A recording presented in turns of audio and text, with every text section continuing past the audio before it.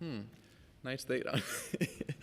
How many police officers have left the department, though, and how many have we gained? Could you provide actual numbers for the last 3 years? Okay, I can give you the net numbers.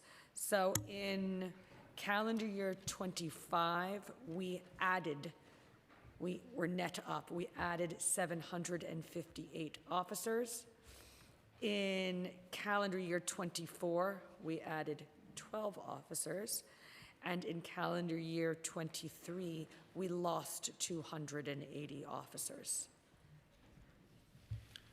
All right, good job with the hiring and the... Thank you. We really tried very hard. And talk to us about their tenure. How long... Actually, no, you already provided information that kind of answers that. This is all public info, but still good to have this on the record. Talk to us about the salary of police officers. What's the starting salary? Yeah, starting salary is $55,942.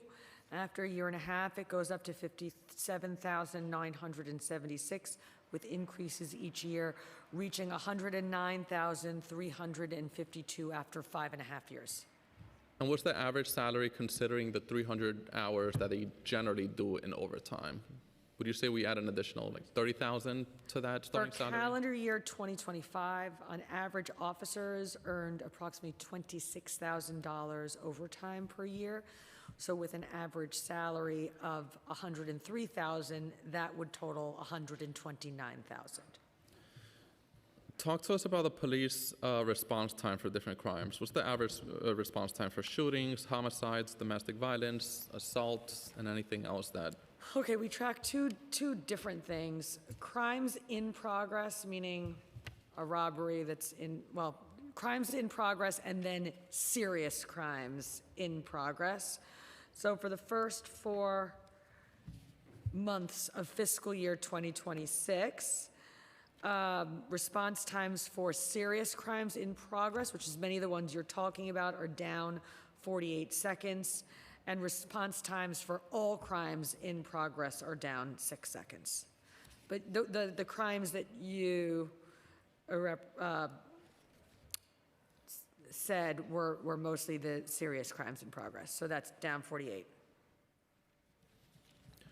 Okay, going back to the overtime issue.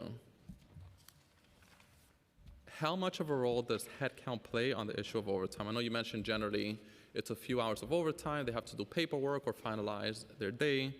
How much does headcount, though, play a role on that issue? Less of a role than you think. So let's talk about one area where we often need overtime, and that is for like a detail or a big event or a parade. That parade and that doesn't happen every single day, so you don't need to hire an extra officer to work every day for a parade that's going to happen like once a month or a few times a month, et cetera. So it is related, but not directly correlated. Okay, I'll pause now. I'll call Councilmember Hanks, who was with us earlier today, had to leave for a hearing that she had across the street. Councilmember Hanks, the floor is yours. Good afternoon. Good afternoon. Thank you. First, I want to thank Commissioner Tisch and the team here for your thorough and informative testimony this morning. I want to thank you and the members of NYPD for their service and for truly the important job that they do in helping keeping New Yorkers safe. So I wanted to, I have questions in a few spaces. Apologies, because I didn't think I was going to get called on that fast. That's the theme today. So, really quickly on the uniform headcount reduction, I know that this has been talked about for most of the hearing, but specifically to Staten Island, how many uniform officers are assigned to Staten Island today versus prior years? And will Staten Island lose officers under the 300 position reduction plan? No, there are no plans for Staten Island to lose any officers, and we will provide the staffing numbers for Staten Island to you right after this hearing. Thank you very much. So, circling over to the neighborhood safety teams. The department has heightened police presence in city streets and subway stations citywide and deployed precinct-based neighborhood safety teams and borough-wide community response teams. What is the current budget of the neighborhood safety teams? Christine, do you have the budget of that? So the neighborhood safety teams are part of our patrol services bureau. And so unfortunately, we don't have here the budgeted or the dollar value of what that costs. Do you have anything? We do have the number of officers, however, and the neighborhood safety team is 356. And do you have it for CRT? For CRT, 173. Thank you so much. What are the matrix of success in the neighborhood safety teams? This is going to go into the training that you were talking about for your officers Sure. as well. The neighborhood safety teams go after gun violence. Chief LaPetri, do you want to speak a little bit more to the noble and heroic work that NST does? Sure. So we have neighborhood safety teams deployed in approximately 35 of the most violent precincts across New York City, including all 8 patrol boroughs that have a neighborhood safety team. The police commissioner described it outstanding in that violent crime and gun violence are their number one focus, and with the substantial and historic reduction in shootings last year, obviously the success has been absolutely outstanding. They are vetted extremely detailed. We ask for a 3-year, at least 3 years of service to the city of New York. We also ask them and really look at what they've done as the whole body of work.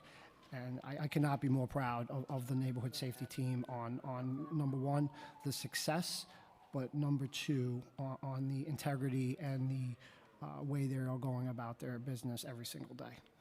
Thank you. That is what we are seeing on Staten Island. Chair, may I ask one more question, please? Oh, thank you, thank you.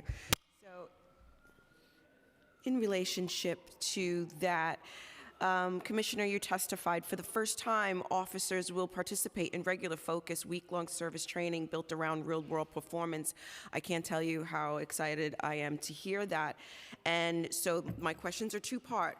One, has the department given any thought to how this training can be mirrored in our crisis management groups throughout the city? And as part of our neighborhood safety team, what is the community engagement efforts? So that's kind of like the same question, but I was very much impressed with the training component, but I also believe that the crisis management teams that are in throughout New York City also need to understand, and maybe perhaps do you have any intentions on mirroring or at least educating our community safety teams on the new training aspects, or have they informed them? Sure, you know, we're always happy to work with the crisis management system, and if there is ever training that we can provide them that will help facilitate their work, we stand ready to do it. Our Community Affairs Bureau really takes the lead on those interactions. As for the week-long recurring training that we're going to do in the curriculum, a lot of it is going to be very specifically focused to the roles and duties of police officers, so I'm not sure that all of it would be transferable or useful for the crisis management system, but Alex can walk you through what that will entail.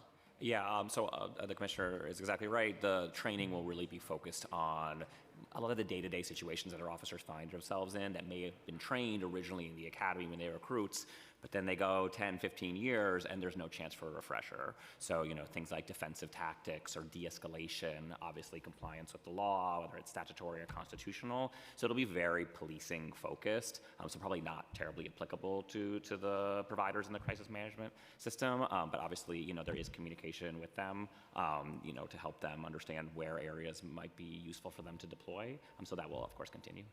Oh, I look forward to working with you on that. Thank you so much. And before I go, I just want to give a special shout out to my sister, First Deputy Kinsella from Staten Island. Thank you all. Thank you all. Thank you. And from the Bronx too, right? But now she's from Staten Island. All right, so we have a very lengthy schedule and agenda today. We're going to hear later today from the district attorneys, CCRB, MOCJ. So I'll move on to some new topics, and then we'll do a brief second round of questions. Want to ask about general civilian positions, and then talk about the Bronx in general. Civilian positions, they obviously include school crossing guards, school safety agents, 911 operators. I want to start with the school safety agent issue. Even before asking questions, it seems like we have a real problem with our school safety agent headcount. I've received many videos from parents, from students, from school principals, sending videos of long lines around the schools, basically students that make it 30 or 45 minutes late to class because they have to wait that long because there's not enough school safety agents to staff the scanning equipment, making it 30 to 45 minutes late due to issues related to our system. So talk to us about that issue. Is headcount a problem? Do you need additional funding? What's the budgeted headcount, and what's the actual headcount? 4,065 is the budgeted headcount for school safety agents, assistant school safety agents, and supervisors. Excluding supervisors, the budgeted headcount is 3,915. Right now, we have 476 vacancies in the school safety agent title, which is about 12%.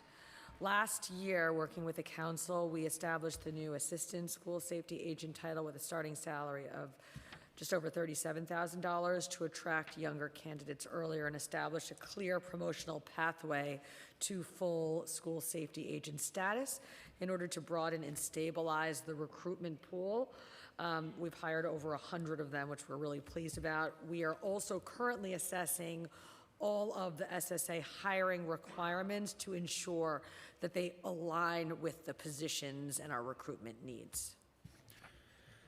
Okay, and I know on the issue of school safety agents, there's a lot of different perspectives on it, on the need. In that school that I mentioned specifically, I'm not going to question the need for school safety agents. That's a region in the Bronx that has had safety issues. So if principals are mentioning, I'm not going to question their judgment. But on that topic, how do we usually decide if a school gets school safety agents? We deploy one to every school, at least one to every school, and then the first deputy commissioner oversees school safety now. That's a big organizational change we made, moving it out of community affairs where it wasn't getting the attention that it needed and deserved. And so the first deputy commissioner, along with the new fabulous commanding officer of the school safety division, Chief Mary King, they'll make the decision where the others, which schools get multiple and how many. I would say one of the things that we've done is there were a huge number, over 100 school safety agents who were working purely administrative jobs, meaning they weren't in schools. And so one of the things that we've done that has really, I think, meaningfully contributed to the success we've seen in terms of enforcement at schools going down and violence at schools also going down is getting school safety agents out of administrative jobs and into the schools, as well as the renewed executive attention on it. So the budgeted headcount is 4,065. There's about 12% vacancy. Do you think we need, based on the conversations that you've had with your team, but also everything that you've heard from school principals and parents and et cetera, do you think we need to increase the headcount on this? No. Or is that enough? I would never, I should slow that down a little bit. I would never ask to increase the headcount when the department hasn't even shown an ability to achieve its budgeted headcount. I think the times to have conversations about increasing the school safety agent budgeted headcount is when we get much closer to the current authorized headcount. And what are initiatives that we have in place to increase that headcount? As I mentioned before, we have this new assistant school safety agent title, which is really going to be for younger people and will serve as a pathway into the full SSA title. We're also doing some work with DCAS to make sure that the requirements of the title align with what the actual job function is, meaning does the test meet the reality, and are the requirements still all current? Is retention an issue for these school safety agents? And if yes, what are we doing Yes. on that issue? Because if we My hire and understanding lose, is then- that retention is an issue for school safety agents. The monthly average attrition in that title during the fiscal year has been 37. And what exactly are we doing to retain the people that we have? I mean, you have hiring initiatives, but if we're losing them and we're not gaining, or we're gaining and losing, then we're never going to make progress. So what steps are we taking to hopefully keep? I'm going to ask our great first deputy commissioner to answer that question, since school safety reports up to her. And first up, the question is about what do we do to retain as much as possible school safety agents? So we try to retain them as much as possible. We've been working with DCAS, like the police commissioner said, to increase the amount exams given. So normally it's 2, so now we give it to 4, we're given 4 times. I think the a year. question is that the school safety agents that are currently employed by us, how are we, or what are we doing for them to retain them? Like, I know we make every effort, for example, to place them in a school by their home. Yes, we place them by their homes. We also make sure that, the assistant school safety agents, it fills in the elementary schools. So that leaves a passageway for them to turn into school safety agents. So to become an assistant school safety agent, you have to be 18 years of age. So by the time they hit 21 years of age, they can too be, it's a pathway into becoming a school safety agent. Thank you. That's how we attempt to retain them as well. And we get a good bit of our school safety agents to becoming police officers as well. And we do voluntary overtime if, if it's a need-to basis. So that's how we help to retain them financially as well. All right, same questions for 911 operators. How's the headcount? What's the budgeted headcount? What's the actual headcount? How's retention? Last preliminary hearing, advocates testified that there was a shortage. Yeah, Due we've to made burnout? significant progress, as I've mentioned, in 911. I'm just looking for the actual numbers. Here we go. Our budget headcount for police communications technicians is 1412, and we are shy of that by about 125, although we plan to put in a new class soon, I think in a month or two. So we plan to hire about 100 new PTs in June, which will get us right up to that budgeted headcount, which is fantastic. What's the starting salary for 911 operators? Is retention an issue? Starting salary is $45,703, and it rises to $47,222 after 1 year. Top pay is $61,883, which you can achieve after 3 years. We have been in conversations with the Office of Labor Relations to try to increase the salary during the next contract negotiation. All right, same questions for school crossing guards. That's one issue that I'm consistently with hearing about anytime I visit a community board, members of the community saying that they've been requesting for years a school crossing guard due to traffic safety issues around their elementary school. So just wondering about staffing, what's the actual headcount, how's retention, and what are issues that we're having with hiring. And before you answer, just want to recognize the Riverdale Country Day School who has joined us. Thank you and welcome to City Hall. All right. We're doing well with school crossing guards. As of March 1st, we employ 2,123 school crossing guard level ones, which is less than 100 below our budgeted headcount of 2,219. And for the level twos, we are at 78, which is 12 below the budgeted headcount of 90. We're doing very nicely with school crossing guards. Okay, moving on to the questions related to the Bronx and also the new Bronx Patrol Borough South. So you mentioned there's going to be approximately 200 new police officers in the Bronx due to the division of the Patrol Borough. These are going to be new hires, correct? And if yes, why new hires? Why not experienced police officers? No, we will do transfers into the boroughs. So no, the 200 officers will be transferred in. They won't be straight out of the academy.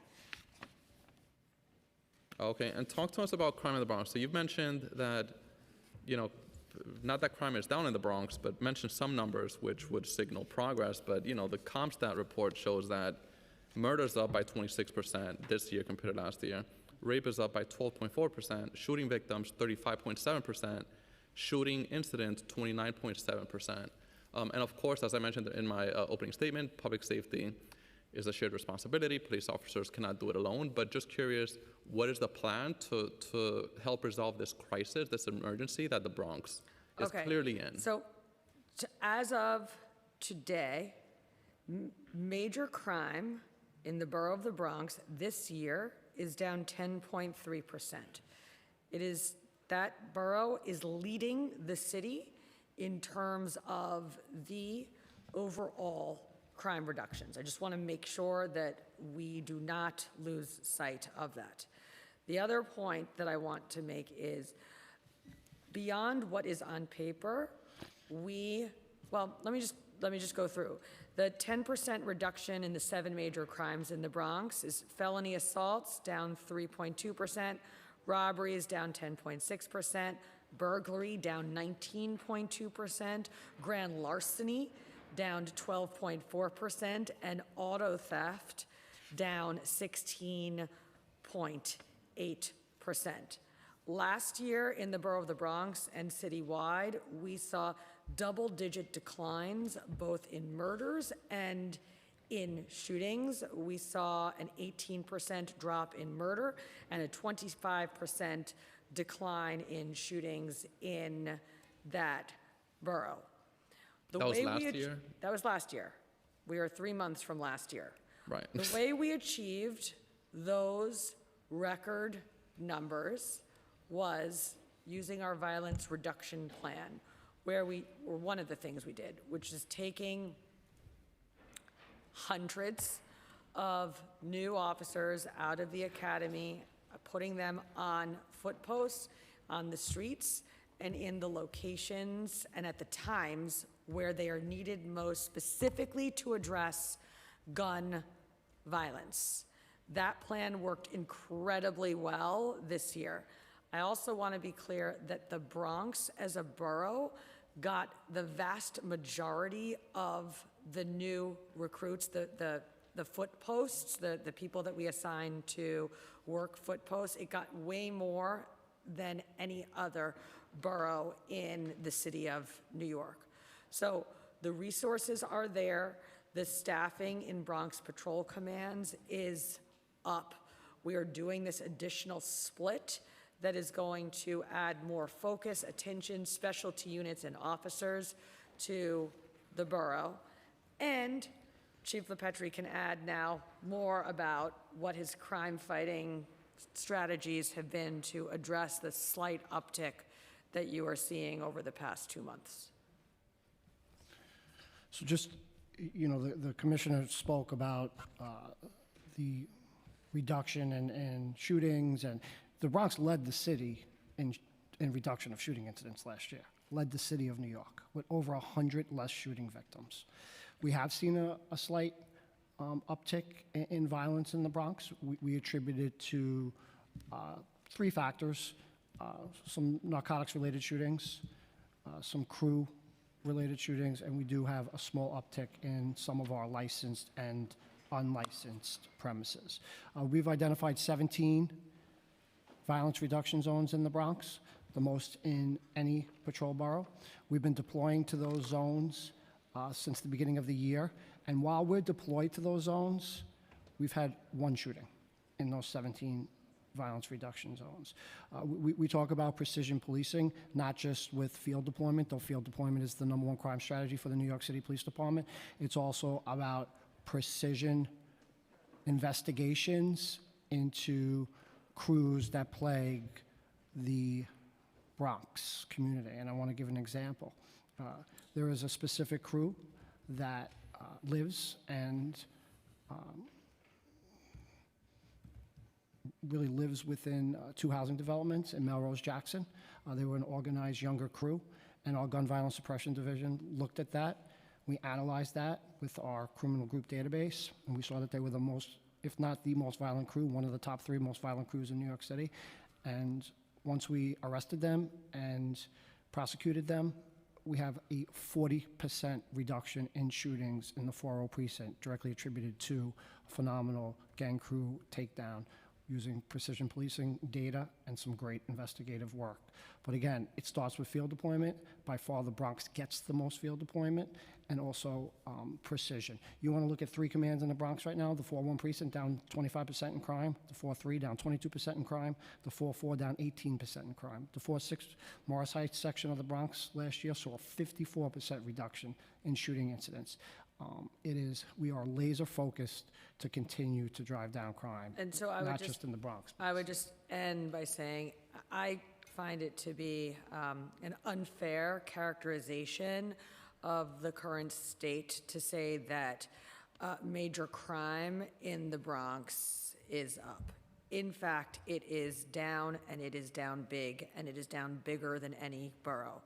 It is also the case that on last year's record-breaking shooting numbers that included over 100 fewer shootings in the borough of the Bronx under 100 shooting victims in the borough of the Bronx last year. Are we up slightly on it? Yes, but we are working the same playbook, doing the same things, and on top of that, creating a new patrol borough, and I have every confidence that we are acting responsibly. Right, and you know, the numbers support some of your points, right? Robbery is down 10%, and et cetera. And if you take all the crime categories, maybe those numbers show a specific point, but I'm specifically referring to the progress that the city has made on the issue of gun violence. Shootings are down citywide. In the Bronx, they're up 35.7%. Yes, we understand that, and I spoke to it. Year. So it's safe to say that the progress related to shootings hasn't reached the Bronx. Last year, there were over 100 fewer people shot in the borough of the Bronx than the previous year. Last year, the single largest shooting declines were in the borough of the Bronx. So I'm talking about the year just ended. We have had 3 months of this year. Let's look at the data, but I'm telling you, we are using the same playbook that we used last year, which led to record-breaking results citywide, but particularly in the borough of the Bronx. Okay, so I'll conclude that topic on the Bronx crime, but you know, we made progress last year, but it seems like we're going backwards. This year is probably the second safest year for shooting incidents and shooting victims in the borough of the Bronx ever. I will confirm that, but I don't want you to, I don't want this to be mischaracterized. We are seeing really a huge amount of progress on crime fighting generally, particularly gun violence generally, citywide. You know, the police commissioner said it, but I just want, the Bronx right now leads the city of New York in overall crime reduction. Leads the city of New York. Right, but I'm talking about shootings and murders, though. We understand the small uptick in gun violence, and there's, you know, New York City Police Department is front and center to reduce violence, not just in the Bronx, but in the city.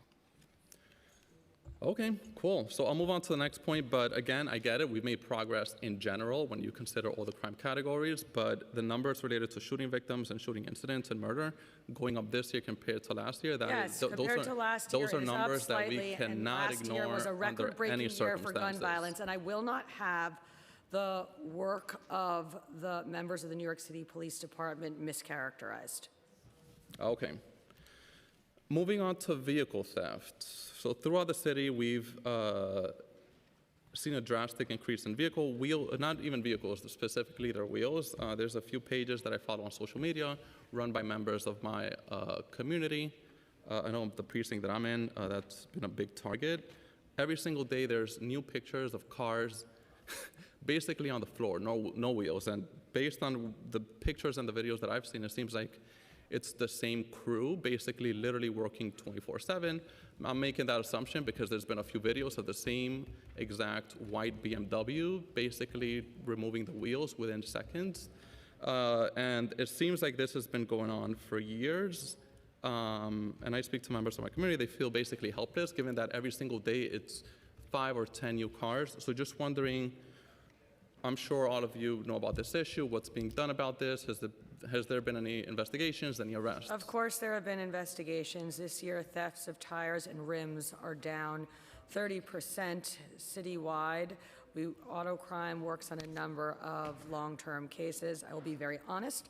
There are not meaningful consequences for this type of crime in the city of New York unless we are able to put together long-term cases, which is what we are doing.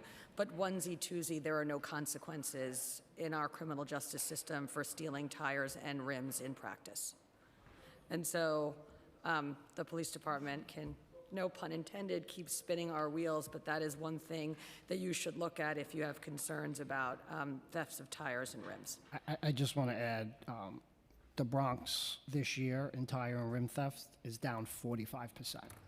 45%. So it leads, again, the city as far as percentage reduction on, and I know the police commissioner alluded to it, that tire and rim thefts are down 31% citywide, led by the Bronx. Yes, we do have internal investigations into these crews, obviously very sensitive, and we are deployed specifically, mainly on the midnight tours, to focus on these types of thefts, along with other vehicular accessory thefts like airbags and sensors. And I talked about it just before. Phenomenal arrest last night in the Bronx, though the crew went over to the Queens. We're very focused on the intelligence aspect of that. We operationalized that intelligence, and we ended up arresting 2 individuals. Arrested how many, you said? 2. So, got it. A few questions. These are from, I was speaking with our wonderful Bronx Board President last night. By the way, former chair of the Public Safety Committee. She had a few questions that she wanted me to ask. Any updates on the Rodman's Neck firing range renovation project in the Bronx? And also, number 2, has the NYPD thought about creating a harbor unit for the Bronx? Have we thought about what? Creating a harbor unit for the Bronx? No, we have not thought about creating a harbor unit from the Bronx. And Christine, could you please answer the question on Rodman's Neck? Yes, on Rodman's Neck, we're commencing the work there. There's a lot of infrastructure work that needs to be done, so you're not going to see new building structures for a while, but essentially we've started the phases 1, 2, and 3, which are creating a facility storage building, working on the underground utilities, like I said, and then the utility work throughout the facility, new sewage, new electric, everything that's needed there to do the state-of-the-art training facility. The project is on schedule and is expected to be completed in the summer of 2029. What are factors that you would consider when thinking about creating a harbor unit? My understanding is that, not my district, but my understanding is that the City Island section of the Bronx has issues in their waters, and generally they rely on the police from Queens, or the harbor unit from Queens, to help resolve issues in the Bronx. So what are factors that would... Given that we're not considering it at this time, I want to provide you a follow-up answer where we can be more thoughtful about what factors we would consider. But it is not under consideration at this time. Okay, so I'll pass it on to Councilmember Encarnacion for a second round of questions, and then Councilmember Wong. So I know the last round of questions, I just threw in a narcotics question, so I wanted to kind of give it some context. I know that many of the issues that we're seeing in the Bronx, also, but in East Harlem, I serve both Manhattan and the Bronx. Around 125th Street is really around drug selling. It's the drugs that are being sold there. You know, the carjackings, the thefts, the retail thefts. A lot of it is about buying drugs. And so I wanted to kind of get an idea of what the stats are in terms of, you know, I haven't heard of like big drug bust, things like that that are happening in those communities specifically, but also just around communities that have high levels of shootings or theft.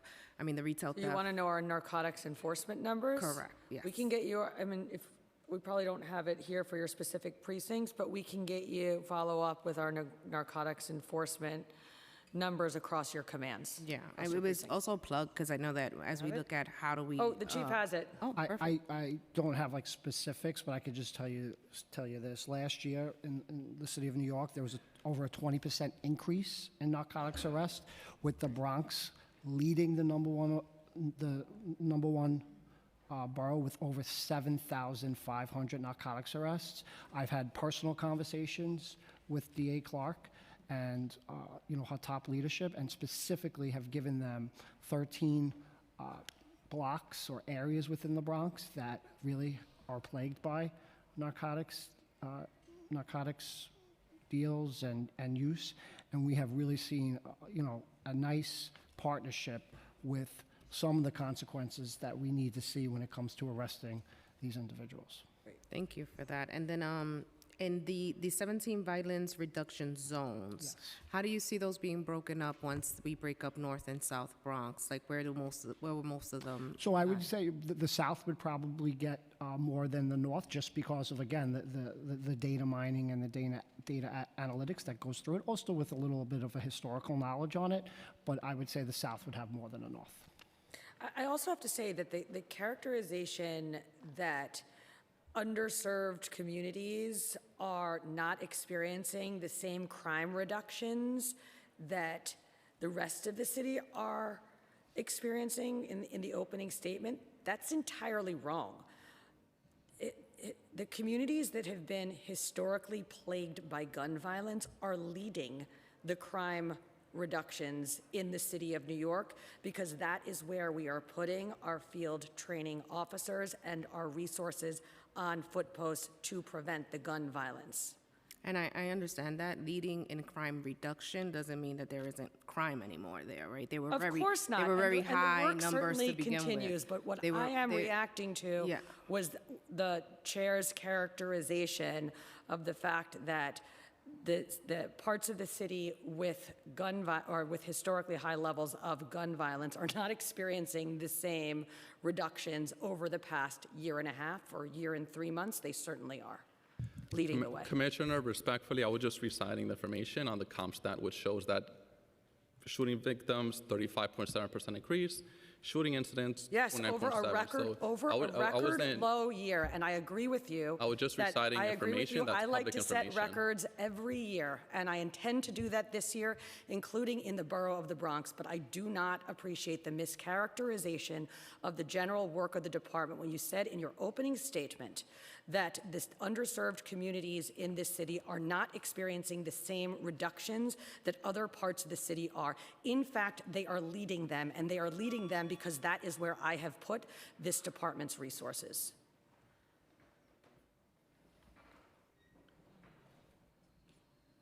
Oh, no, I was just waiting to see.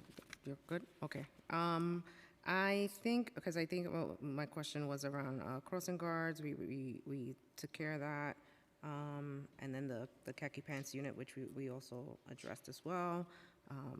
That's my word for them. I know it's not the official name. I think all of the questions that I had for the second round were answered. Thank you so much. Thank you. Now, Councilmember Wong. Thank you, Chair.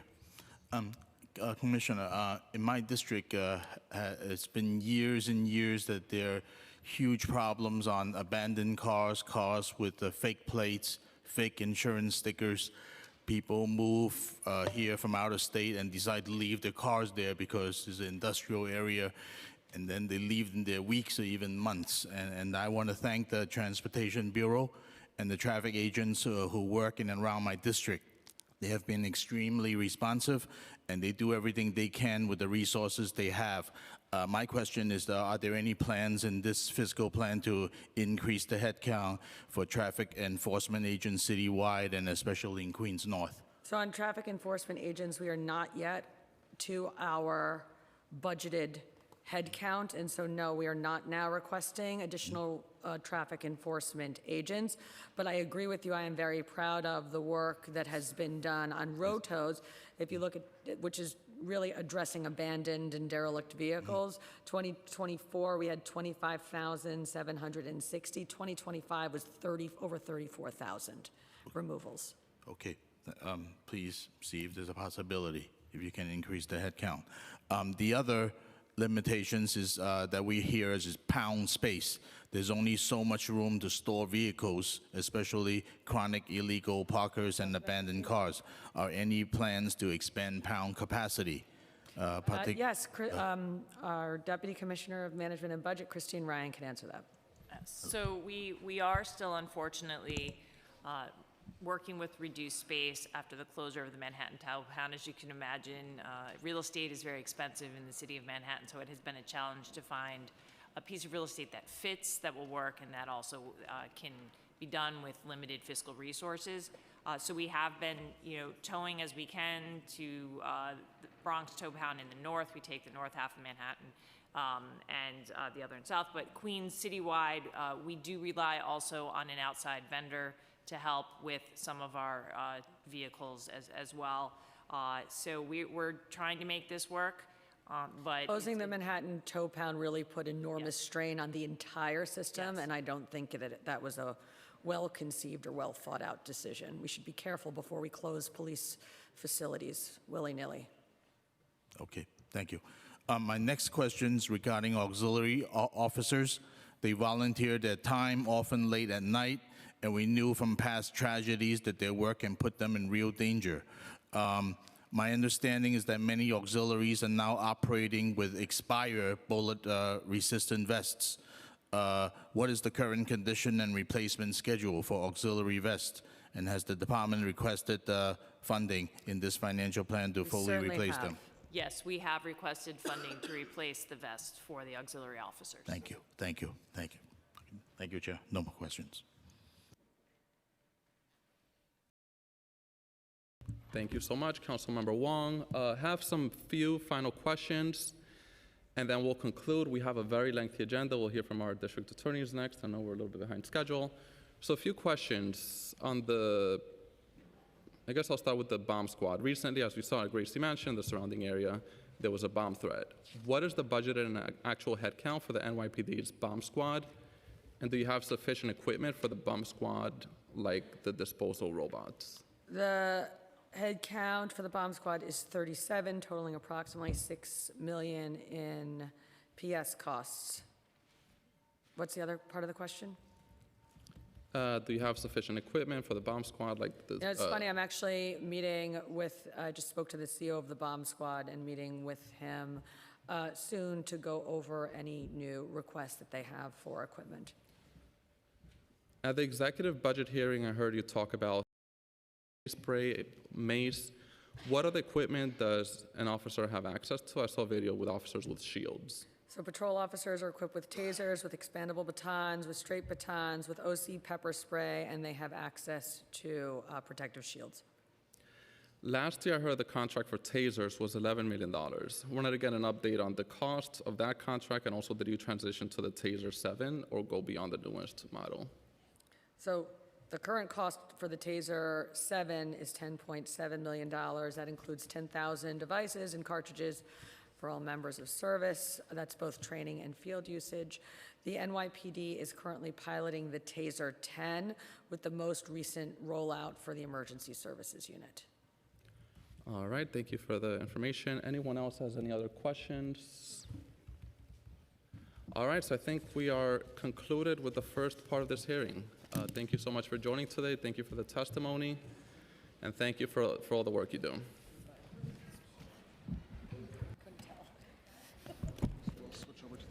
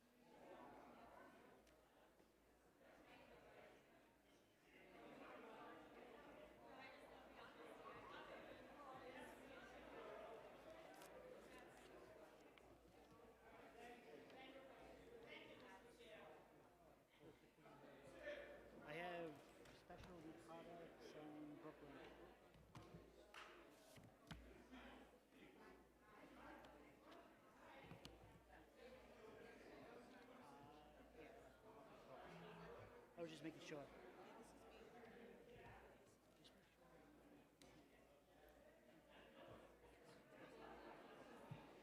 Madam Chair, doing good.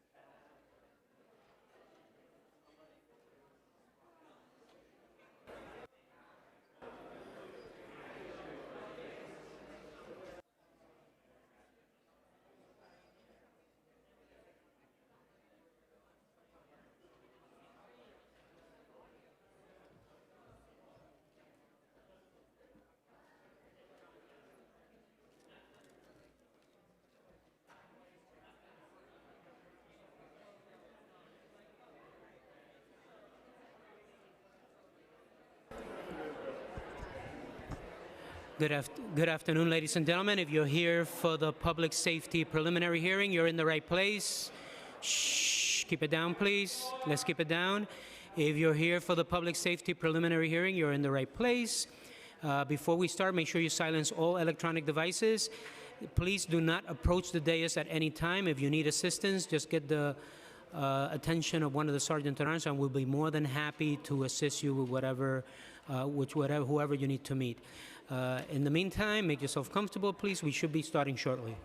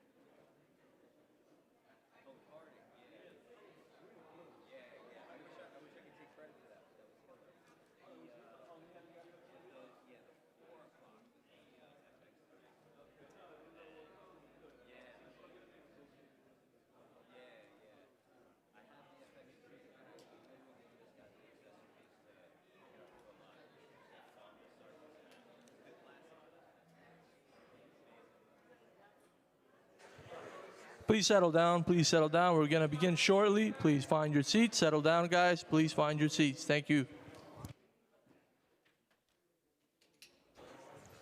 And also, an update. No one approaching the dais. Please, no one is to approach the dais.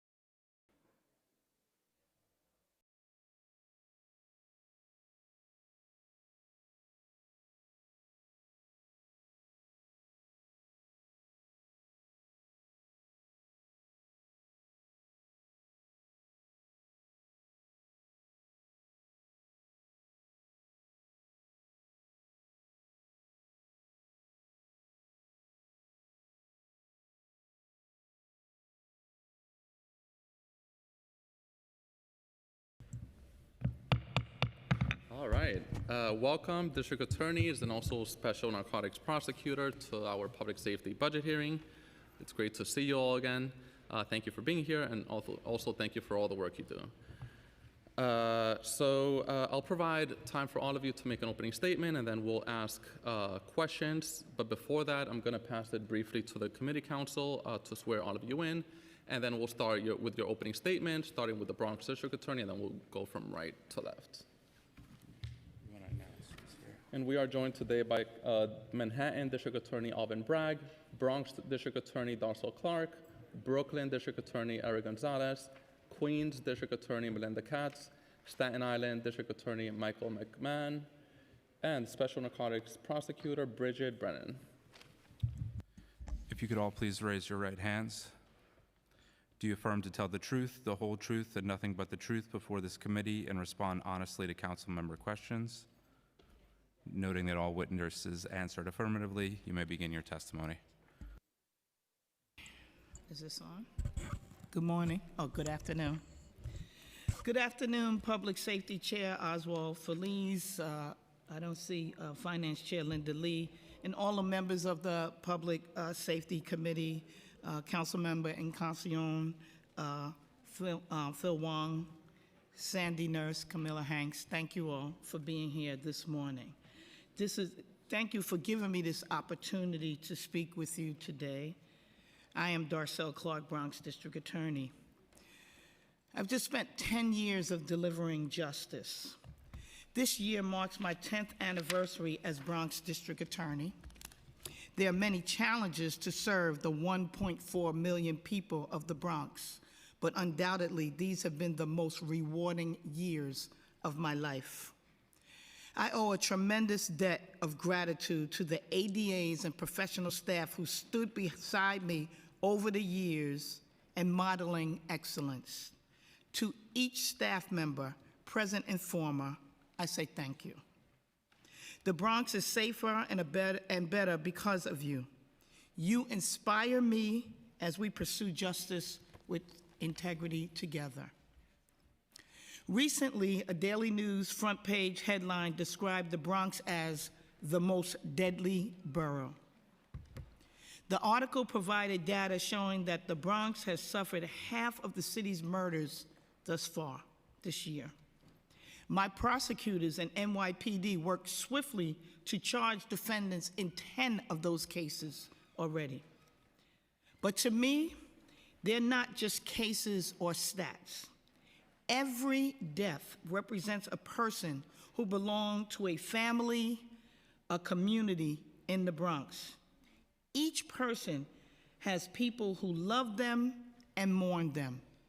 From a father and hardworking Uber driver shot by a man who crashed into his car, to a 16-year-old high school football player who was forced to run from shots fired near a McDonald's, to an unsuspecting 19-year-old man shot randomly while walking down the street at 2 o'clock in the afternoon. Behind each violent incident, there's an underlying truth. The borough in direst need of help receives the least resources. My testimony today echoes my pleas before the City Council 2 years ago. The neighborhoods suffering from high rates of poverty and crime remain the same as when I was a child.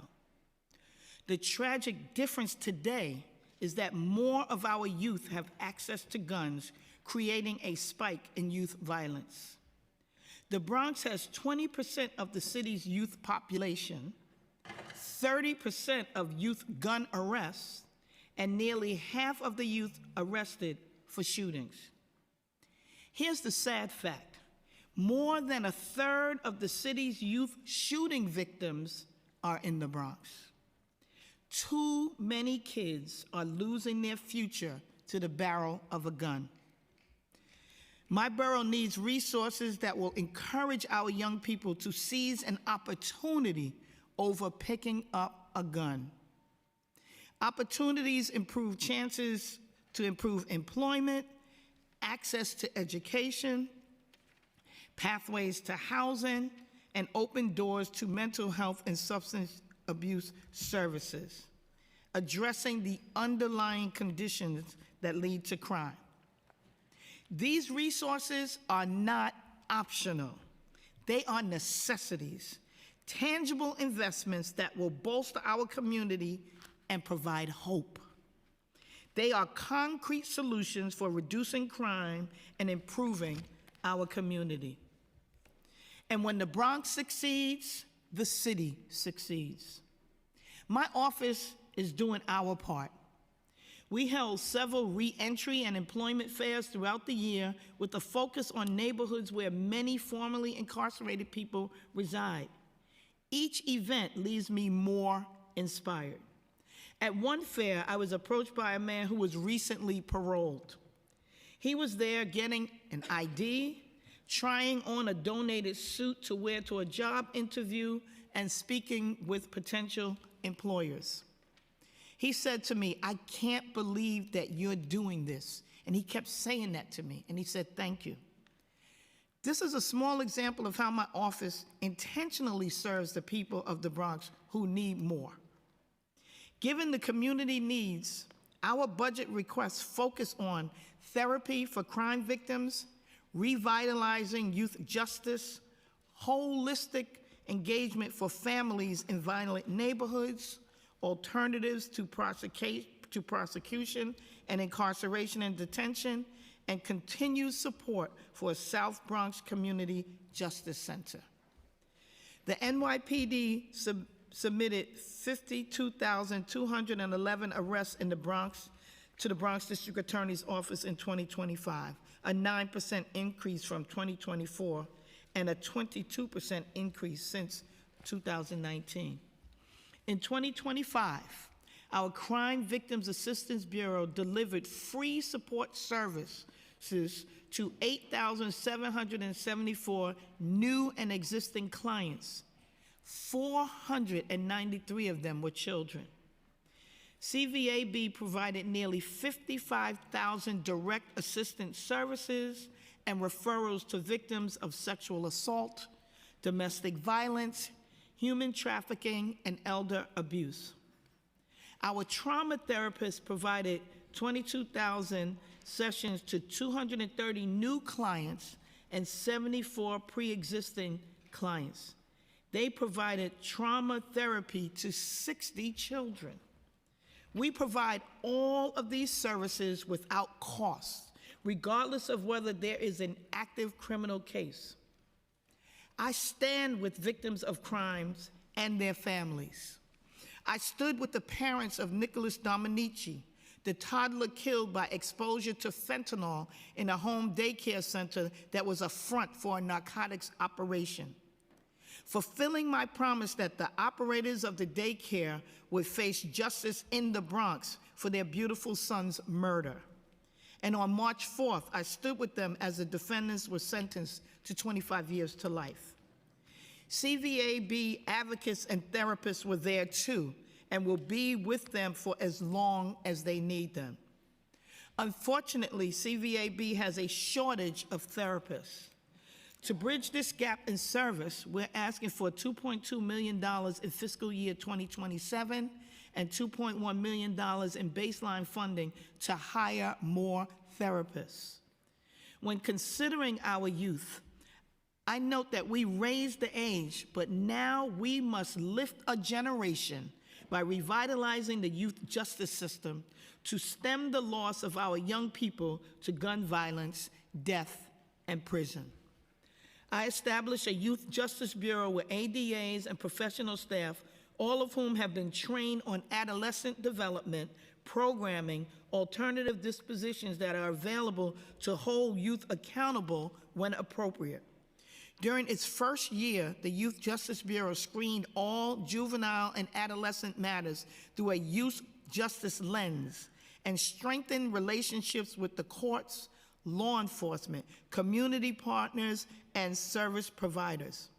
When staffing is complete, the Bureau's prosecutors will handle all cases involving youth defendants. This Bureau is piloting an initiative called the Justice Innovation for Bronx Youth, or JIBY as we call it. The goal of this program is to serve high-risk youth with partners providing clinical screenings, case management services, and an assessment tool and training, mental health and substance use services, credible messengers, and spiritual guidance. The JIBY pilot is funded in part by a federal grant of $650,000 over 3 years. To receive these funds, our office must match the funding received over 3 years. I'm asking the city to provide $600,000 to cover the total cost of this pilot. Upon its success, it will serve as a template for expansion. In January, I held a youth justice stakeholders convening to increase cross-agency and cross-sector partnerships and identify practical strategies for prevention, intervention, diversion, and re-entry support. Our shared goal is to build a more equitable, effective youth justice system in New York City. There was a consensus among the 40-plus participants that the city should seek further resources. I informed the stakeholders that since Raise the Age law was passed and funded as part of the state budget in 2017, the city has been excluded from receiving state funds. I'm pleased to report that the Assembly will include a new proposal to make New York City eligible to receive state funding to support expenses for Raise the Age, and the Senate has a bill to carve out $50 million to establish the Youth Justice Innovation Fund. Another resource my office developed is called Bronx Restore, a prevention and engagement program for 30 high-risk individuals in the St. Mary's Park area and Fordham area, which have high rates of gun violence and other violent offenses. The state invested $3 million in this public health approach to the root causes of violence.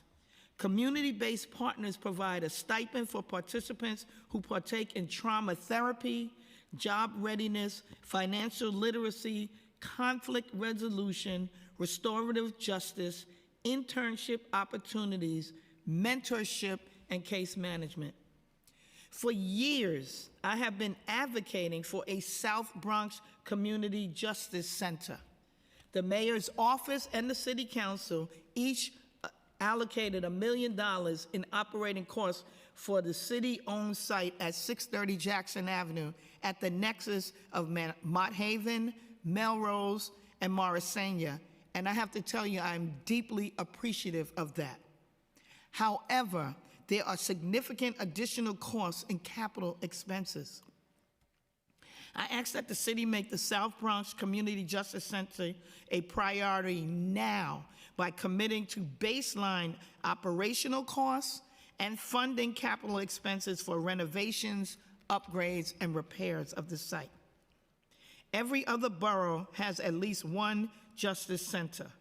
The Bronx is long overdue to have its own. In closing, I'm here today proud of my exceptional staff and advocating for the 1.4 million people of the Bronx. Their admirable persistence, resilience, fortitude, and optimism, in a word, their grit, represents the best of this great city. When the Bronx succeeds, again, the city succeeds. The Bronx is not only where I serve, it's the place that I've always called home. For me, this is personal. I speak from my heart, and I hope that you will take it to heart. Thank you very much for your time.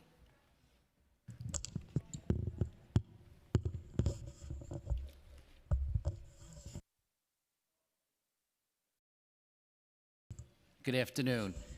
Certainly a hard act to follow. It's been my privilege and honor to serve those 10 years alongside D.A. Clark as District Attorney of Staten Island. Good afternoon. My name is Michael McMahon, and I'm also honored to sit here with my other colleagues who represent the best in prosecution, not only in our city, but in our country.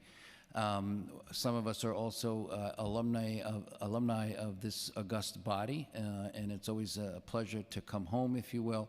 And I thank you, Chairman Feliz, and Majority Whip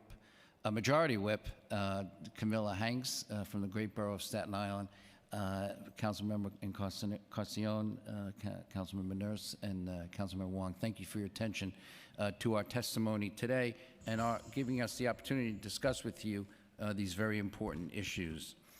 As Staten Island's Chief Law Enforcement Officer, I am incredibly proud of all the work we have done in my office together with our partners in the NYPD, neighboring law enforcement agencies, and all of our partners who call our beloved Staten Island home to make our borough a safer place. While there remains much work to be done, everybody here today should be encouraged by the record low crime numbers reported on Staten Island last year. Violent crime, particularly homicides and shootings, reached historic lows in our borough in 2025. For the third straight year, Staten Island recorded double-digit decreases in stolen vehicles. Catalytic converter thefts were down over 90% in 2025.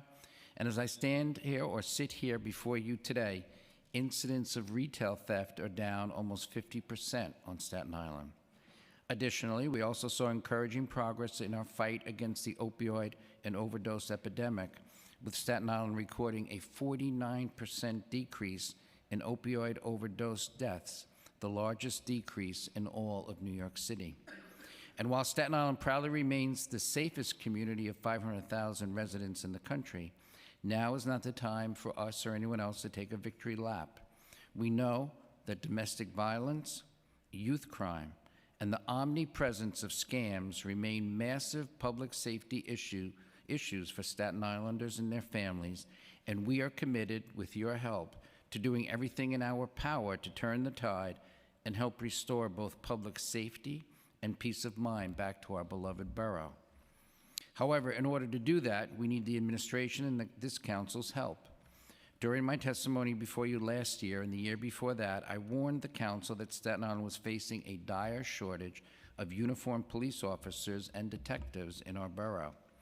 Despite our persistent pleas, Staten Island has 20% fewer cops patrolling our shores now than we did 5 years ago, and fewer cops deployed on Staten Island than there were in 1968, when our population was half the size it is today. Our borough, and New York City as a whole, needs the uniformed personnel and staffing necessary to prevent, deter, and properly investigate crime. Now is not the time to roll back the gains that have been made.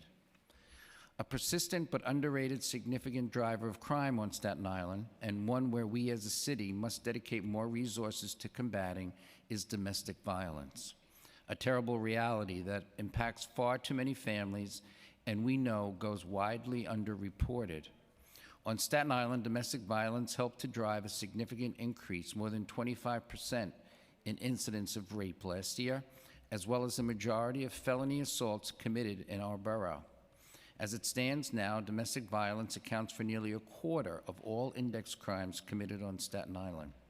And while we thank this body for supporting the creation of our Intimate Partner Sexual Violence Unit, we once again ask that our City Council members support the life-saving work of our Domestic Violence Bureau and Victim Services Unit and continue the DOVE funding allocations. While there are many pressing public issues, safety challenges, none are more important right now as the alarming increase in youth crime and the harmful impact of New York State's Raise the Age laws. Raise the Age reforms began with the laudable goal of minimizing the exposure of 16 and 17-year-olds to the adult criminal justice system. Half a decade later, however, our communities have seen the flaws in this approach that was adopted. All too frequently, adolescent offenders face little to no consequences for serious crimes, including the majority of gun crimes and the most violent assaults. Furthermore, courts and prosecutors are forced to disregard patterns of violence and recidivism, and victims lose access to justice when cases are rerouted to the family court system. Unfortunately, the numbers support this growing concern. Overall, youth arrests were up 44% on Staten Island last year, with felony youth arrests increasing by nearly 54%. Even more concerning, as of this month, 12% of New York City's shooting victims are between the ages of 10 and 17. 21% of shooting perpetrators fall within that same age group. Over a quarter of all gun arrests on Staten Island last year involved individuals under the age of 20. Numbers on paper can feel abstract, but in the real world, numbers are not statistics, they are lives. Arrests are up, victims are up. How can anyone say that the law is working as intended and doesn't need to be tweaked? It is for these reasons and more that my office remains dedicated to addressing the underlying conditions of crime while encouraging supportive programming that builds families and our youth up. Thanks to vital funding allocated by this body, RCDA has partnered with the Center for Justice Innovation to actively engage and support at-risk youth impacted by the criminal justice system. With $635,000 coming from RCDA and an additional $125,000 coming from the City Council discretionary funding, CJI maintains a wide variety of youth programming, including restorative and peer-facilitated diversion programming, leadership development, violence prevention and community healing, placemaking, and so much more. Once a young person ends up in family court or before us in the youth part of criminal court, they have likely experienced so much trauma and missed countless opportunities for intervention. That is why programming like that being offered by CJI and their partner organizations is so critically important, because an ounce of prevention is worth a pound of prosecution, particularly in the case of our kids. I am equally proud to share that my office utilizes close to 40 different diversion programs from a variety of different providers, ensuring that nearly 40% of all arrestees on Staten Island are offered some sort of an alternative to incarceration. However, for far too long, Richmond County District Attorney's Office has done this critical work with one arm tied behind our backs. Staten Island remains without a community justice center, and while we graciously received $5 million in capital funding 2 years ago at the request of Councilmember Hanks, capital funding is desperately needed to correct this inequity and bring this dream to fruition. As my office continues to work tirelessly to combat these challenges, our success depends entirely on us working together to make our city as safe as possible. We have remained vigilant and consistent in our dedication to the rule of law, to the protection of victims of crime, as well as the rights of the accused and the overall improvement of public safety on Staten Island. But I must reiterate in the strongest possible terms, as always, we need your help. With that said, I will focus the remainder of my testimony on highlighting our greatest challenges as well as our priority budget needs for fiscal 2027, with fuller explanation of them in the written testimony that we submitted. First and foremost, as I mentioned, Staten Island is the only borough without a physical community justice center. We have an old courthouse identified as a site. It needs a capital infusion of money, and with that, we could give Staten Islanders the same advantages to getting out of the criminal justice system that others have in the rest of the city, and we request your help for that. Second, we would request the addition of 3 felony assistant district attorneys to the Domestic Violence Bureau. Right now, we created for the first time a freestanding Domestic Violence Bureau in Staten Island. We continue to focus on that issue. It is a major one for us, and we need the personnel and the people trained to deal with victim-centric prosecutions, and with your help, we can make that a reality. We would like your help in expanding the workload of our juvenile justice unit by giving us the funding to hire the personnel necessary to deal with the youth crimes that both myself and DA Clark have already outlined, and what a challenge they are for us. Fourth, the issue of cybersecurity and scams is real. I'm sure your constituents are telling you about all the phishing email and texts that they get and how they are victims of that. And we would like to train and have in each one of our felony bureaus someone who is trained in the area of cyber crimes. So whether it's around a domestic violence crime or a traditional grand larceny, that we would be able to investigate and prosecute those cases. As we all know, mental health is a major crisis in the city of New York and our country.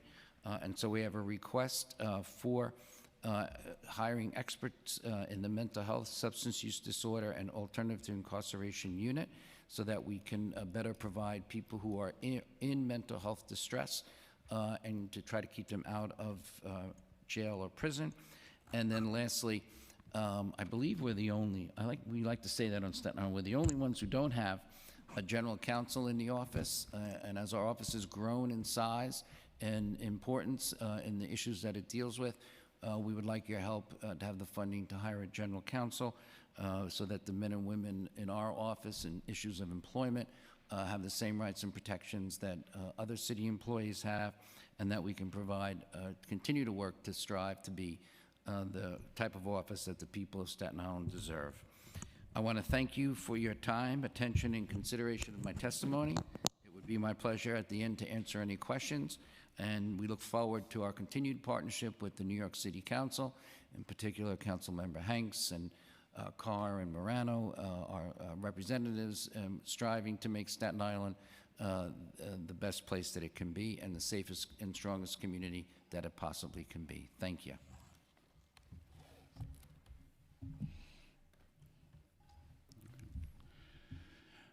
Good afternoon, Chair Oswald Feliz, to all the members of the committee, and of course to Councilmember Sandy Nurse, as I am her constituent. It's good to see all of you here today.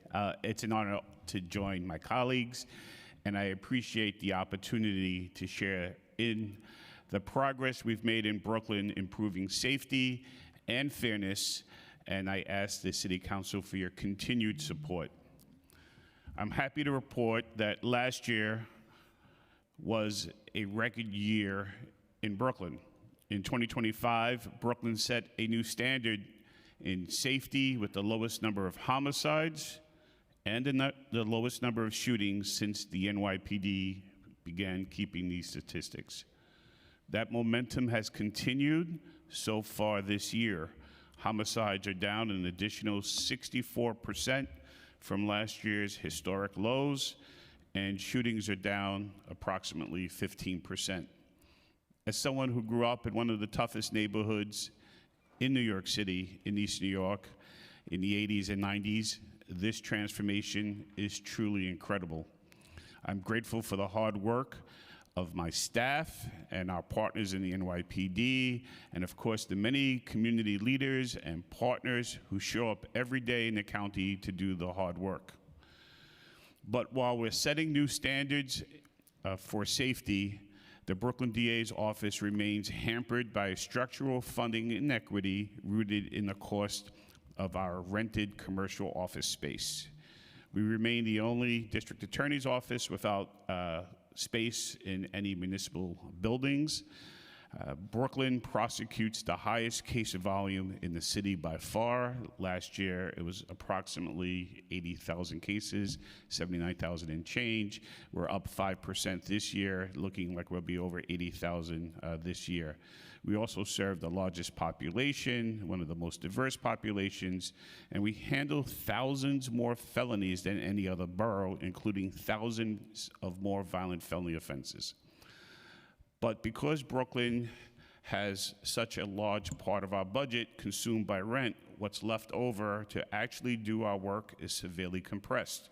When you adjust for the cost of our office space, our peer offices, some, have up to 51% more funding per arrest than Brooklyn. I'll say that again, 51% more per arrest than Brooklyn. The disparities are also, if you look at by resident, and they're even more stark. Two of the offices have 80% more funding than Brooklyn per resident served after accounting for rent. Now, my point is not that any of my colleagues here deserve any less money to continue to do their important work. My point is that Brooklyn is in unique need to catch up.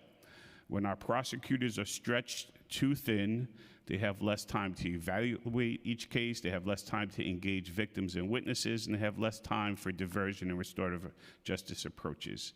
I'm asking the council to address this structural inequity, and it is within that context that I ask for your support for these requests this year. First, we're seeking dedicated funding to combat hate crimes, something I was grateful to discuss with Speaker Menon earlier this month. Brooklyn typically sees among the most hate crimes in the city, and our numbers remain up year after year. In fact, we're up 137% in hate crimes in the past 5 years. When I established a hate crimes bureau in 2018, the first in the city, we didn't receive any funding for it. We simply diverted resources from other parts of our office. But because hate crimes have more than doubled since 2018, we need dedicated funding to properly meet this challenge. Of course, much of this hate crimes in Brooklyn, more than 50% of those hate crimes are anti-Semitic hate crimes, and it's an increasing number of cases each year.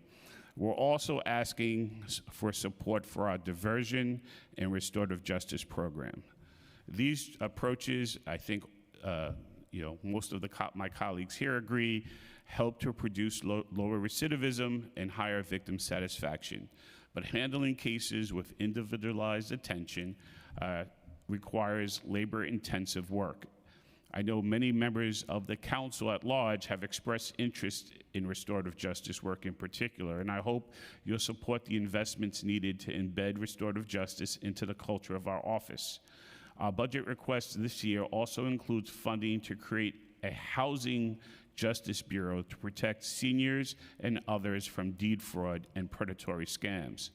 These crimes can force victims from their homes and rob families of generational wealth.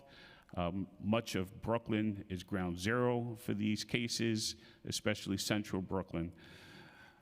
Members of our Brooklyn delegation have raised this issue directly with me because of the impact on vulnerable constituents, and we need your support for a comprehensive approach. That would include prevention through education, harm mitigation using appropriate civil tools, and prosecution as appropriate. But this bureau would also do more than simply prosecute people in that thing. It would do some of the work that we really need to see in this city. holding unscrupulous landlords accountable during illegal shutoffs, lockouts, and other harassing practices that rise to the level of criminality.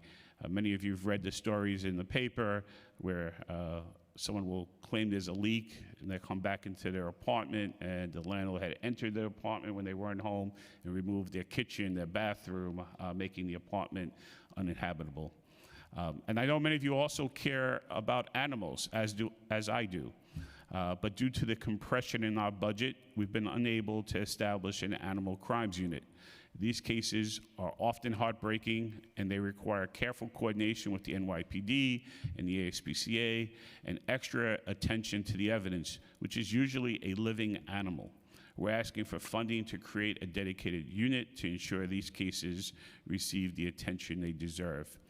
We're also asking for critical investments in information technology. Our IT staff is less than half the size of other offices, yet we manage a higher caseload, and we add terabytes of new digital evidence every single day.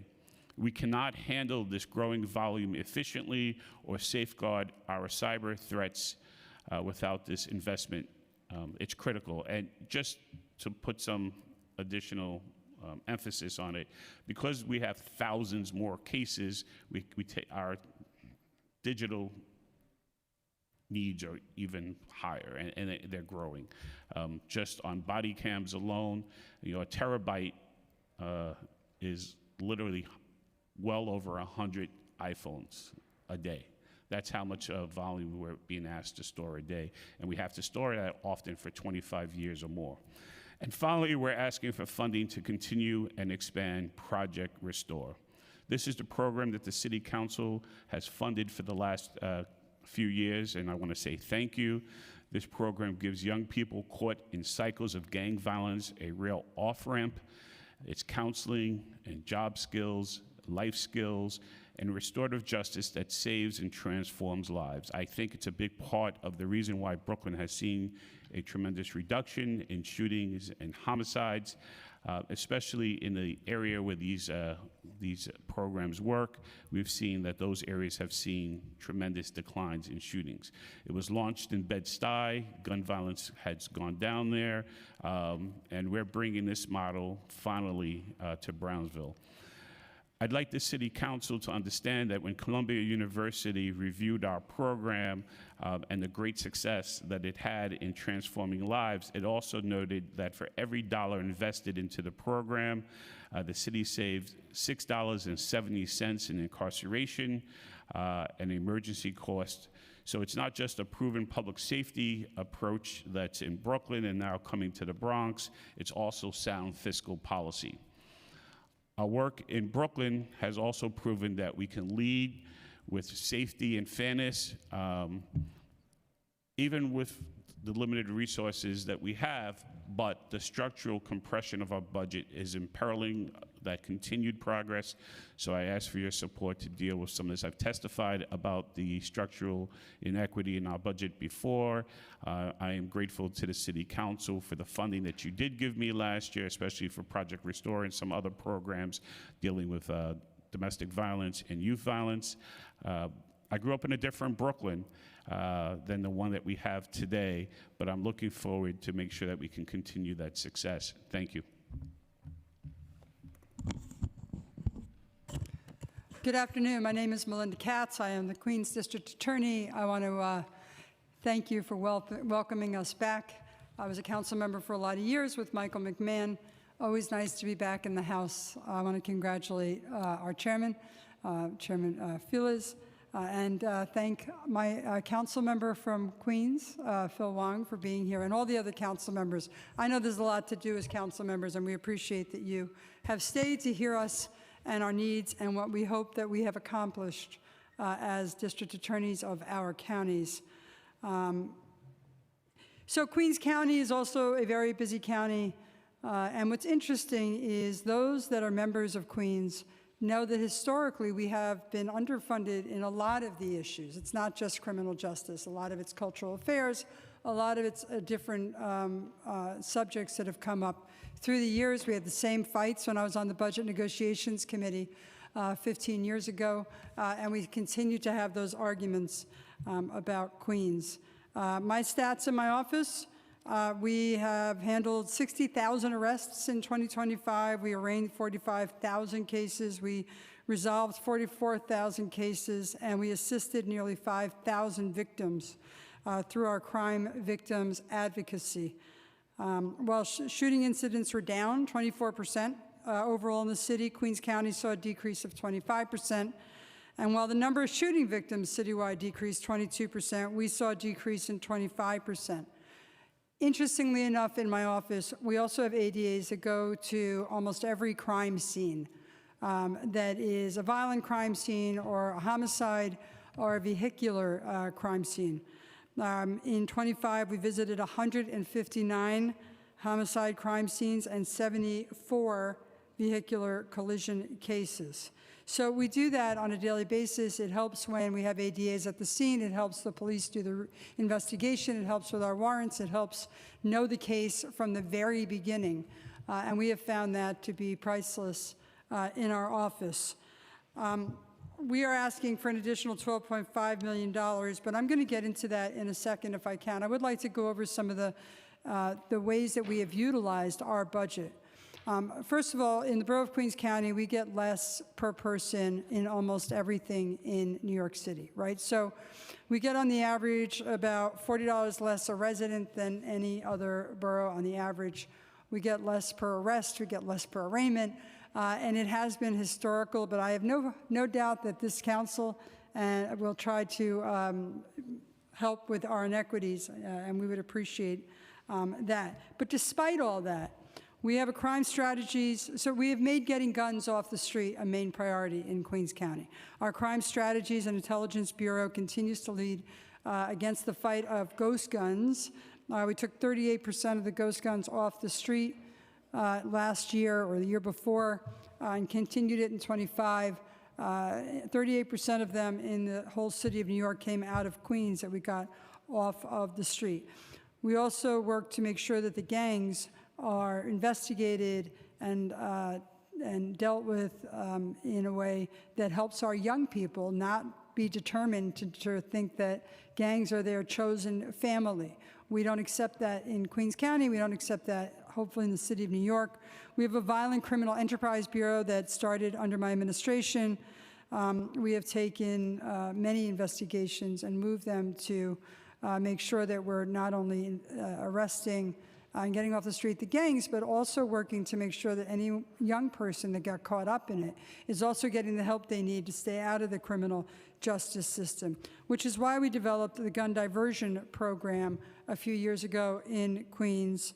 The participants in the gun diversion program, which is very heavily vetted, by the way, make sure that they have a year where they're going to school or they're working, but also that the rest of their time is taken care of as well with services. We work with the Fortune Society on that. We have found it to be extremely successful in making sure that people graduate from there and don't end up back in our system. We've also participated in 12 gun buybacks. So we can't prosecute our way out of problems. We also need to do gun buybacks. We've gotten 700 guns off the street through a gun buyback, and we are proud of that. That means 700 guns that are not shooting anyone, that are not in the hands of people that are going to utilize them in the community. And so we work closely with the churches and the community on those programs as well. Retail theft is a huge issue in Queens County. We all know the feeling, standing online, waiting to pay your bills. Someone walks in, takes a knapsack, and walks out with a bunch of items. We use our investigations department to investigate long-term thefts. Last time we went and investigated and managed to work and get a Home Depot group of individuals that were going state to state, 9 different states, 128 Home Depots, 22 over 2,000 places or items that they went in, or incidents that they went in and stole items from a Home Depot from.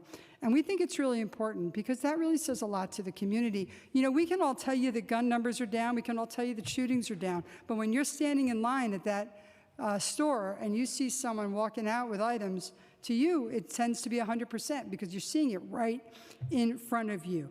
At the same time, we do have a Bureau of Housing and Worker Protection, and we spent a lot of resources on deed theft. Deed theft has become a major issue in Queens County, in addition to squatters. And, you know, we managed to get people's homes back. The legislature passed a law about 2 years ago that allows us to get homes back to third parties who have bought homes that they were not able to buy, and people that sold them had them illegally. So we work quite often in making sure that we get people's homes back. You know, homes that they've worked for generations sometimes, and we make sure that we get them back. At the same time, we spend a lot of our resources on the community. We go into the community, we go to the community boards, we go to precinct councils, so that people feel comfortable referring their cases to us, so that there is a knowledge of law enforcement, that we put a face to law enforcement, that we gain, hopefully, trust and cooperation from our witnesses and from our victims. And I believe that's a very important part of what our office does.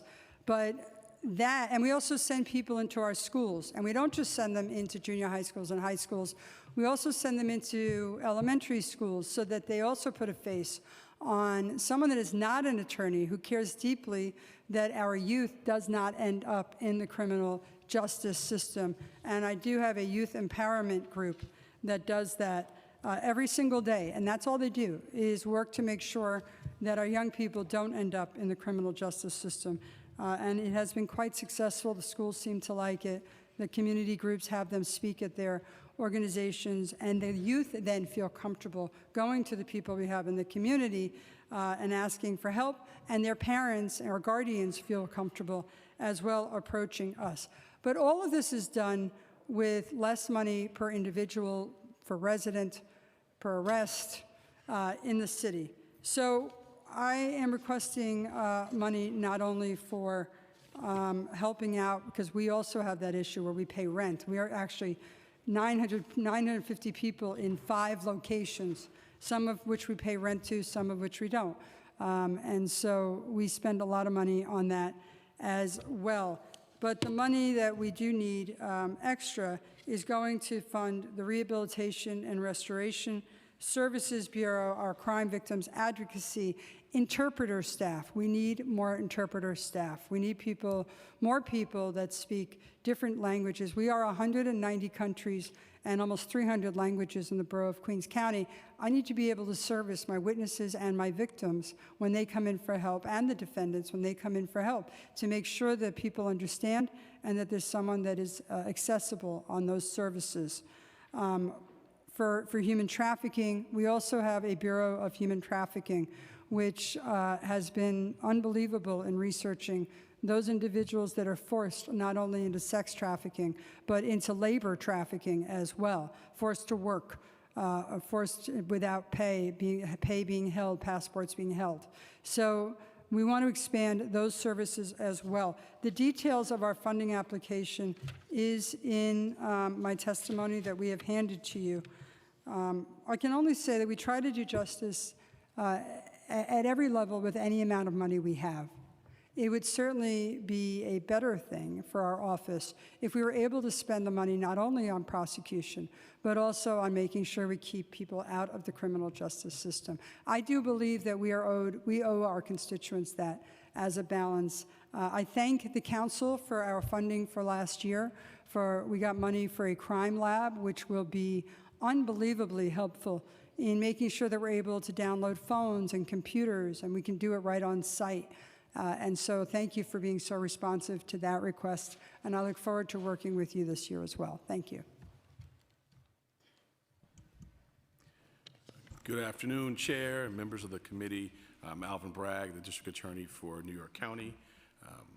Unlike DAs Katz and McMahon, I was not a member, but I was a staffer, so I also want to thank not just the members, but the incredible staff here at the council. I'll start with just data about Manhattan, as my colleagues have, and it's encouraging. There's more work to do, but in 2025, total index crime in Manhattan was down 4% from 2024 and down 13% from 2022, which outpaces the citywide decreases. The data on violent crime is particularly encouraging. Homicides are down almost 50% compared to 4 years ago. Last year, the 53 homicides recorded in Manhattan were 22 fewer than in 2024 and on par with pre-pandemic levels. We're encouraged thus far to see that trend continuing this year with 3 homicides in the borough as of March 15th compared to 9. The data on shootings is very encouraging. Almost a 70% decrease in shootings in Manhattan since 2021, the last 4 years. Shooting incidents were down 38% in 2025 compared to 2024. And notably, if you compare it to the pre-pandemic levels, we're down 25% in shootings compared to the pre-pandemic levels of 2019.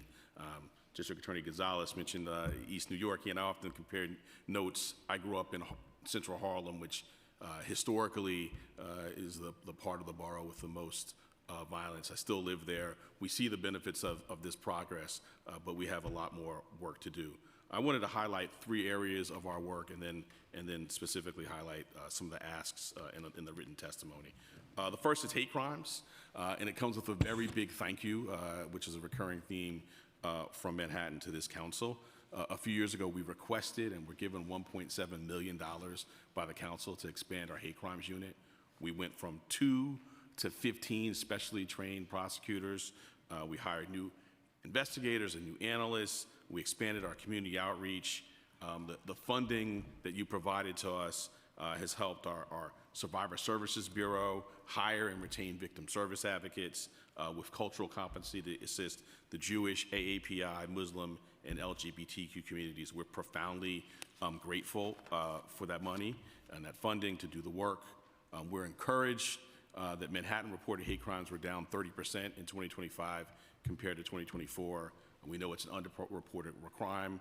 We will continue to do the outreach and continue to support, but I wanted to thank the council and report back on what we've been doing with the funding you provided. Second, retail theft. Again, the numbers are heading in the right direction in Manhattan, but there's more work to do. Retail theft complaints were down 11% in 2025 compared to 2024. This is in part due to the work of our Manhattan Small Business Alliance. We've brought together small business owners, bids, law enforcement, and service providers to target our efforts. We've zeroed in on those who are doing this conduct over and over with a focused deterrent strategy. And in 2025, we prosecuted 6,700 misdemeanor retail cases and another 1,800 felony retail cases. We're getting people into meaningful treatment for drug and mental health issues through our Pathways to Public Safety Division when appropriate, and where appropriate, we're seeking incarceration. In addition to sort of this day in, day out work, we're also following the money. DA Katz talked about work she's doing in Queens. Similarly, in Manhattan, we're actually scheduled to go to trial shortly this year on a case against a brother and sister tandem that were, we allege, operating a fencing operation with approximately $1 million in stolen goods. So that complements our approach to retail theft. Third, kind of worker and tenant protection. And again, this comes with a very, very big thank you. Funding from the council helped us start our worker protection unit and helps us to continue to stand up for hardworking New Yorkers and hold accountable companies that are lining their pockets at the expense of employees. So just to report back, in 2025, indictments resulted in nearly $600,000 being returned to 22 workers from unscrupulous employers. We were also able to return over $1.4 million to the New York State Insurance Fund through 8 cases prosecuting companies that defrauded the fund by failing to pay proper workers' compensation insurance premiums. We all know about the affordable housing crisis in the city and in Manhattan, and our tenant protection unit has been focusing on criminal misconduct by landlords. The cases we've brought include charges for abusing governmental affordable housing programs like 421A, tenant harassment, deed fraud, and rental scams. Just by way of one example, we indicted and are prosecuting Daniel Oheb Shalom and his companies for multiple counts of harassment of rent-regulated tenant in the first degree, and we'll continue this important work with your support. Now, I want to sort of just raise up from the written testimony 3 specific asks. One relates to our domestic violence work and our Special Victims Division. As I think we all know, domestic violence is among one of the most common crimes in New York City and the nation, yet it is still underreported. When I took office, I created the Special Victims Division, which houses our Intimate Partner and Special Violence Bureau. And again, I want to thank the council for providing funding for our Survivor Services Bureau. That work is so essential to all that we do, but in particular our domestic violence and intimate partner violence work. Just to put some numbers on this, in New York City, domestic violence comprises about 40% of all felony crimes. As of March 12th of this year in Manhattan, we have more than 1,600 intimate partner violence cases pending, including about 500 felony intimate partner violence cases. And again, we know there's underreporting in this area. We know that there's a lot more to do in terms of outreach. One strategy that we've piloted and we'd like additional funding to expand is our early engagement team. We are identifying lower level intimate partner violence offenses that could signal a high risk of escalation to more serious violence, and then responding to these high risk situations with urgency and appropriate resources, including a team of prosecutors, analysts, investigators, and victim advocates working closely with the NYPD to review domestic incident reports before there's even an arrest. That team works to connect with survivors and provide support and resources, and at the same time we are investigating along the side of the NYPD. We've piloted, we'd like to expand it. We need additional resources for our Special Victims Division to support that work. So that's one additional ask. Second relates to mental health and the work of our Pathways Division, which has been focused on this. I mean, I think we all know the brokenness of our mental health system. If you go to, I think, probably any of our criminal courts, but I'll speak for Manhattan, you'll see that on full display. I'm proud to continue noting the success of our Pathways to Public Safety Division, which again, this council has helped support. Those prosecutors are proactively screening all of our street crime cases, felony cases within 48 hours of arraignment, and reviewing thousands of misdemeanor cases each year. Cases considered are reviewed individually and holistically in conjunction with independent clinical records. With the creation of the division, my office has more than doubled felony problem-solving court referrals. Close to a quarter of our indicted felony defendants in Manhattan awaiting a felony disposition are on track to take a plea in one of the 4 felony problem-solving courts. And our record of success is clear. Based on encouraging data to date, shows lower recidivism rates than when compared with other approaches, and it's making Manhattan safer. And while so we request more money to sort of continue to expand that work for ourselves. And then while it's not particularly a funding request for us, we can't do this work without the support of the ecosystem. So we are also would love to see HCI programming funded that would not be funds to our offices, but to the service providers in the space, because without them, we can't do the work. The third and final request that I would mention is 2 programs which we call the Navigator programs in our office. One is a $6 million project that we funded through our asset forfeiture funds. Our partners, The Bridge, a social service outreach program. These neighborhood navigators are currently operating in several high needs across Manhattan. They go out, they cross the street on a cold day like today and engage with people who, many of us would cross the street away from. They build rapport. Many of them themselves have been unhoused or justice involved, and they're connecting with people and ultimately doing things like connecting them to housing. And so we, again, have seen that work. We funded that out of our forfeiture funds. We would love, we need funding from the city to continue that important work, which helps keep us safe. In the same vein, and lastly, we invested $3 million in a similar initiative, the Court-Based Navigators Program, which we've done in partnership with the Fortune Society. $3 million from our forfeiture funds funding the Fortune Society, which I think we all know the work they do. These navigators, again, folks with lived experience, stand in the back of the courtroom and they ask us a simple question when people leave Aramis. What do you need? Sometimes that's food, sometimes it's other forms of connections, and sometimes it's housing. And they literally have a car parked right in front of our office, can take you straight from arraignment to wraparound housing under Fortune's supportive eye. Again, that's something that we funded out of our budget, $3 million, out of our forfeiture funds, I should say, and we think it's something that should be scaled up and continued, and indeed is vital for the continued public safety in Manhattan. So I'll leave it there and refer you to my written testimony. Thank you so much for your time and for all of your support, and look forward to continued support. Thank you so much. Good afternoon. Thank you all very much. It's so nice to see you again, Chair Felice. And it's really encouraging to see so many of the City Council members here today. I'm Bridget Brennan, and I'm the New York City Special Narcotics Prosecutor. I do and have for many years respected the work of this council. I know when I meet with you how much you care about your constituents and how well versed you are in the problems of your areas. And I will tell you that our door is always open to you. If you have special concerns that you would like to discuss, please reach out. We're always happy to talk and try to figure out a solution.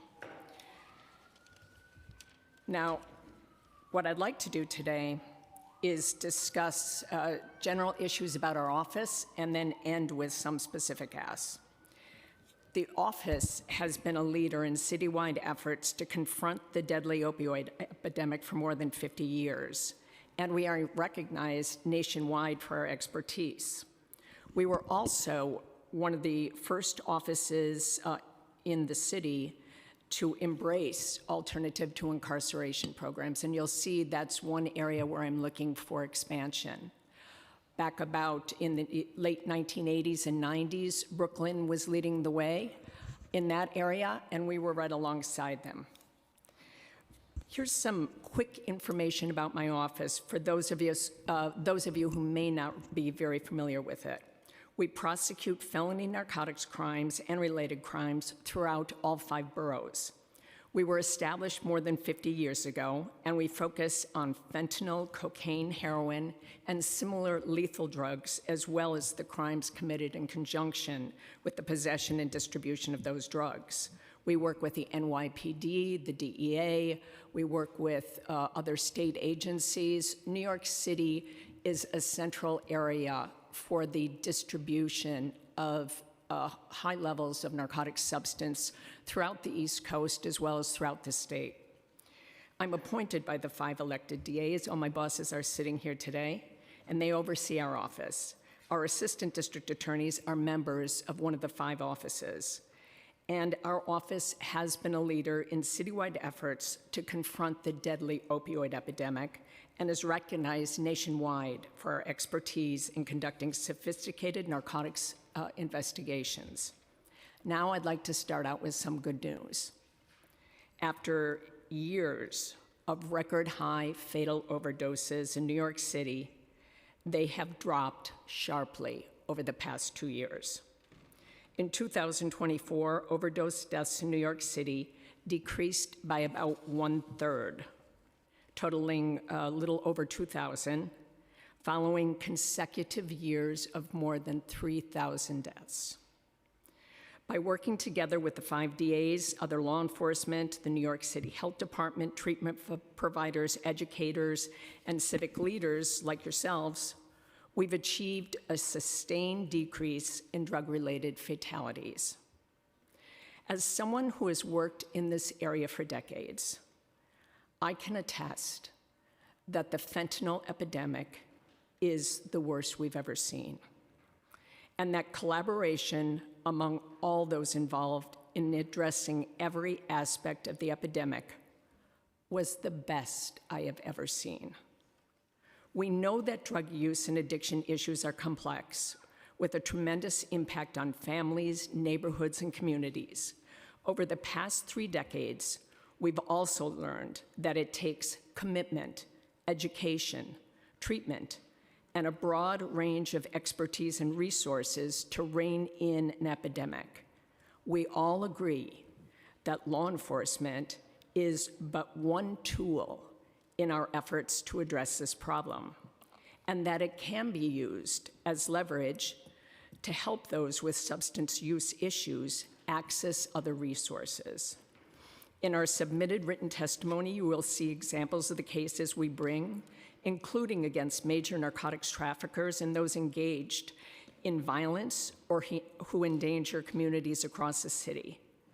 The number of guns now being seized in our narcotics investigations is very large, and it's different than we've previously seen. We are seeing drug sellers offering sua sponte to sell guns to their customers.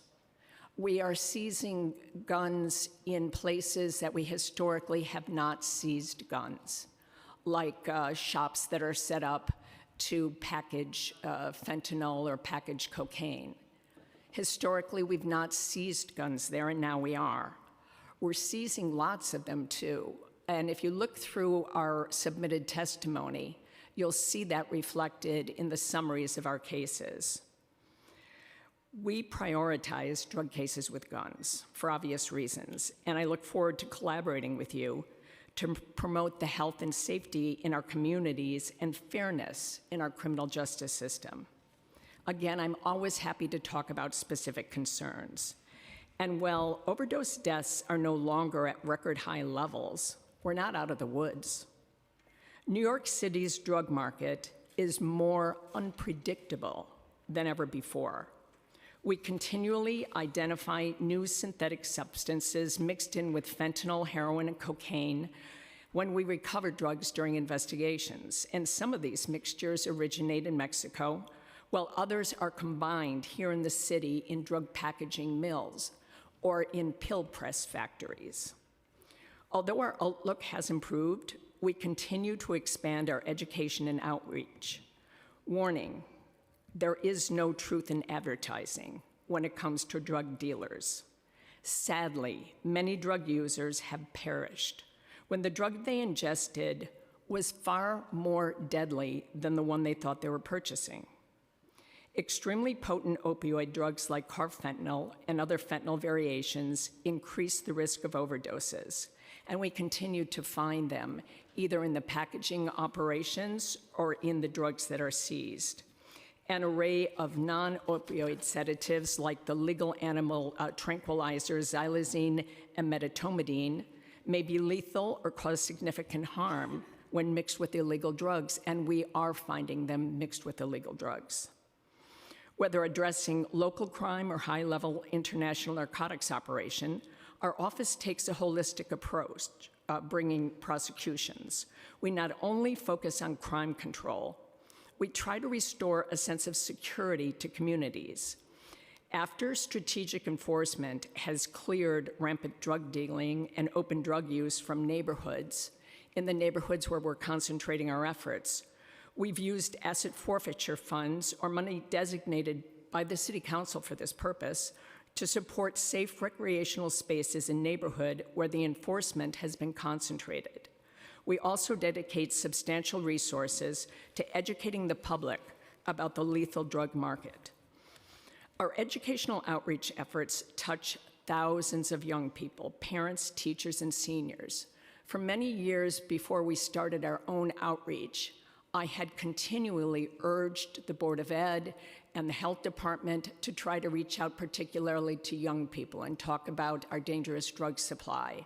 And they have many other tasks, and they didn't get to it. And so with the oversight of the Board of Ed and input from the Health Department, we put together our own program, which has been approved by them. And in 2025, SNP staff offered fentanyl awareness presentation to 96 classes in New York City schools, reaching over 6,500 middle school, high school, and college students. And if all works out as we hope, each one of those 6,500 people will be sharing some information with others. Staff also presented to more than a dozen group sessions for faculty, parents, and seniors, reaching hundreds of additional community members.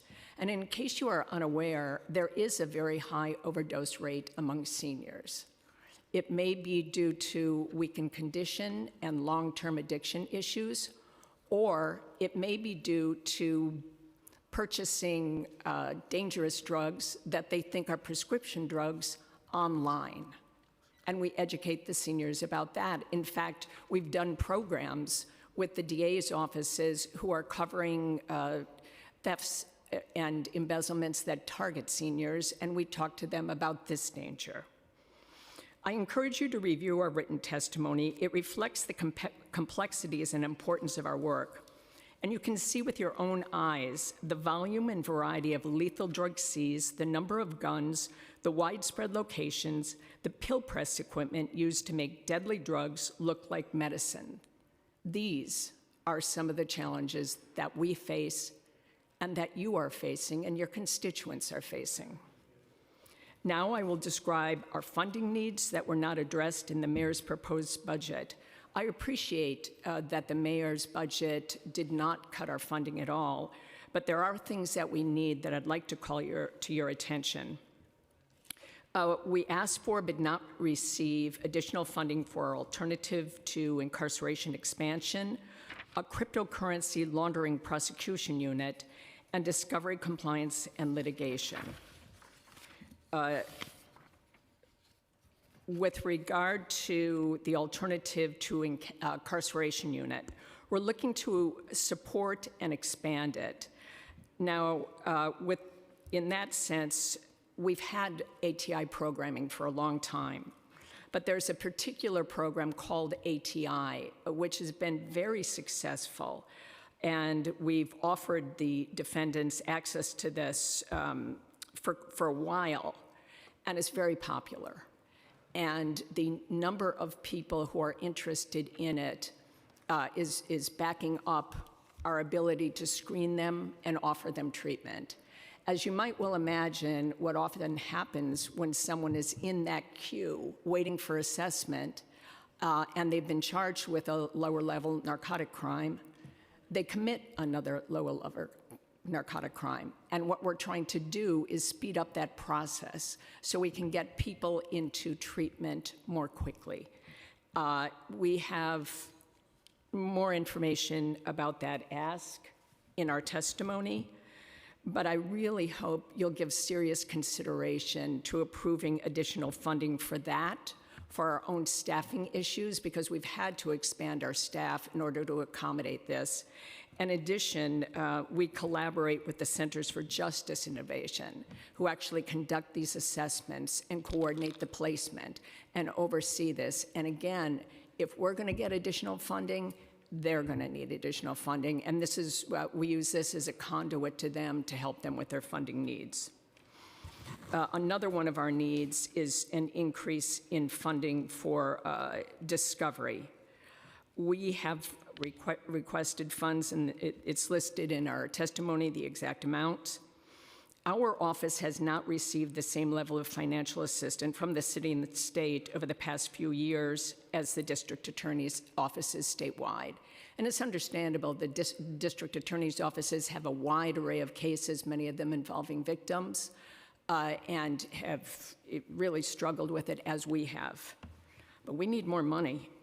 Because we really don't have the funds we need to keep up with our caseload.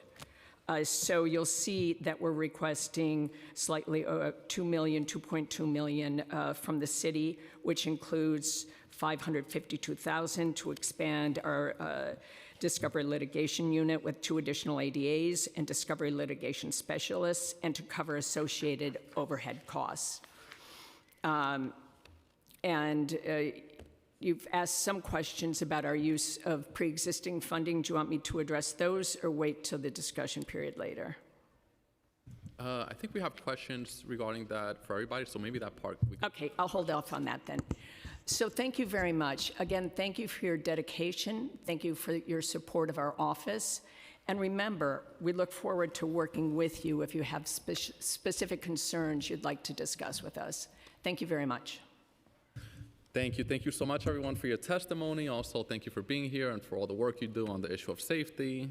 We have many questions about many topics, including funding, discovery, reentry programs, alternatives to incarceration programs. So we'll get to that. But before that, I just want to recognize that we were joined by Councilmember Banks.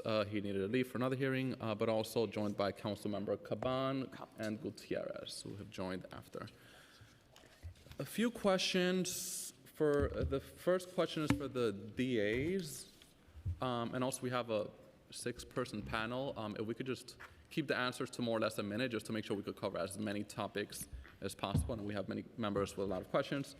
So the first question is for the DAs. You know, many of you said it perfectly. We have to spend money on tools that will keep people out of the system. Spend money on people that will keep, systems that will keep people out of the jail system. If we're prosecuting and then they're going back to the system, then we're not making any progress, and that's obviously not a good system. So my first question for all the district attorneys and also the narcotics prosecutor, if there are any programs that you think would also work, can you list any alternatives to incarceration programs? I'll call them ATIs, reentry programs or violence prevention programs that you've worked with and you've seen as most effective. If you could just list out the top 2 programs that you've seen as most effective, also how costly are they, and also is there room for expansion currently? Maybe, and I guess for all the questions, we'll start from the Bronx DA, or we could start whatever you all decide. Of course, thank you, Mr. Chairman. There are a number of ways that we handle trying to keep people out of the criminal justice system, or once they enter to do intervention. I have a community justice bureau just for that. It used to be called the Alternatives to Incarceration Bureau, but it's more than just incarceration. It's really trying to make people whole, and it's about trying to get people on the right track so that they, although they come into the system, that they hopefully will not reoffend. So we do a number of things with that. One of the programs that I developed or started in my office had to do with guns, and it was a gun diversion program that we call the Bronx Gun Diversion Initiative, or BOCAP. It's the Bronx Gun and Accountability Program that we do with the Osborne Association, as well as with the Fortune Society. I guess it's now 5 years ago that we started that program in order, I saw that there were first-time gun offenders that were coming into a system for various reasons. People are carrying guns, and in the Bronx, you know, in particular, there's some tough neighborhoods, people suffer with trauma, things of that nature, and we developed a 1-year program for these first-time gun offenders that they go through this program, and I spoke about it, you know, a lot of the other similar ones. They go through treatment, trauma therapy, job readiness, all of those things, and we've seen the success of this program, and it's in my written testimony. The Fortune, through Osborne, I think we've had like 110 people, Fortune 117, and we've had 80% compliance and success, and we haven't seen people come back. So that's one of the things that we have. A newer program that we have in-house is something called Bronx Assist, and that is for cases of pre-arraignment diversion program, meaning when people are arrested for low-level, non-violent cases where they're going to get a desk appearance ticket. Normally those cases, they go into the precincts and they have to go to court some 20, 30 days later. At that point, it's too late in order to deal with whatever crisis that person is going through. So under Bronx Assist now, we started with a pilot project in the 44th precinct that connects individuals that are arrested to immediate, services that they may need, whatever the services, the housing, food insecurity, job, whatever, substance use disorder, we connect them right there in the precinct with people who have lived experience in order to give them that connection or that engagement. And that is new. We started it with a small grant that we received from the federal government It's early on in it, but we've seen 100% participation, that people are actually engaging and listening to the services. It remains to be seen whether or not they come back. But this is something where previously with a desk appearance ticket, people would just get it, no offering of programs at all. Some 20 days later, they don't even come back to court. So we never know if they got anything. So this is a way of connecting with them right, as it happens. Then, of course, we have Project Reset that this council has done. It's a restorative justice program as well for misdemeanors, community volunteers that help with that, to help those people who are impacted and for them to make amends. So those are, those are just some of the programs that we have now, the gun diversion, and then the ones that we talked about now. We receive money from the state for Bronx Restore, which is similar to the one that they had in Brooklyn, that we've really seen results, and we're happy to receive money for that as well.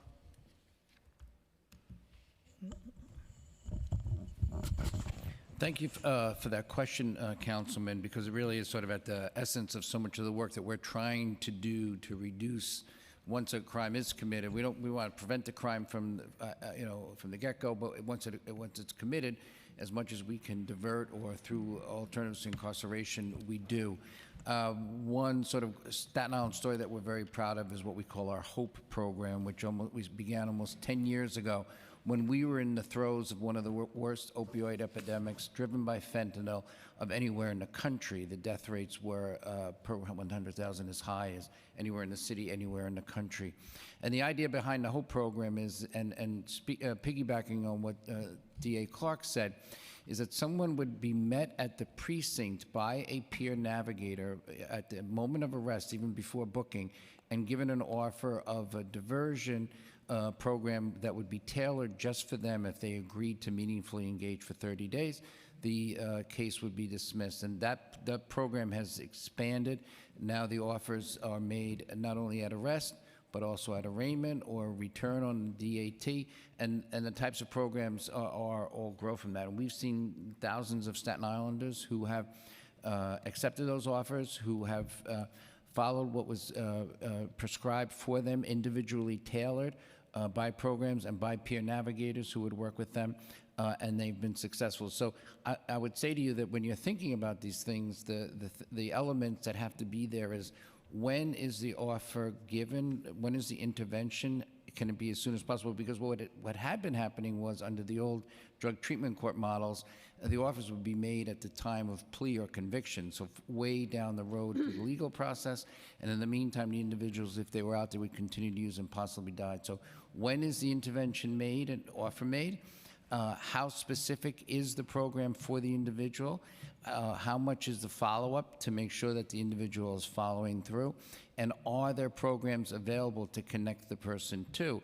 And what we're seeing is, in many instances, and especially in Staten Island, is we don't have the programs to connect people to.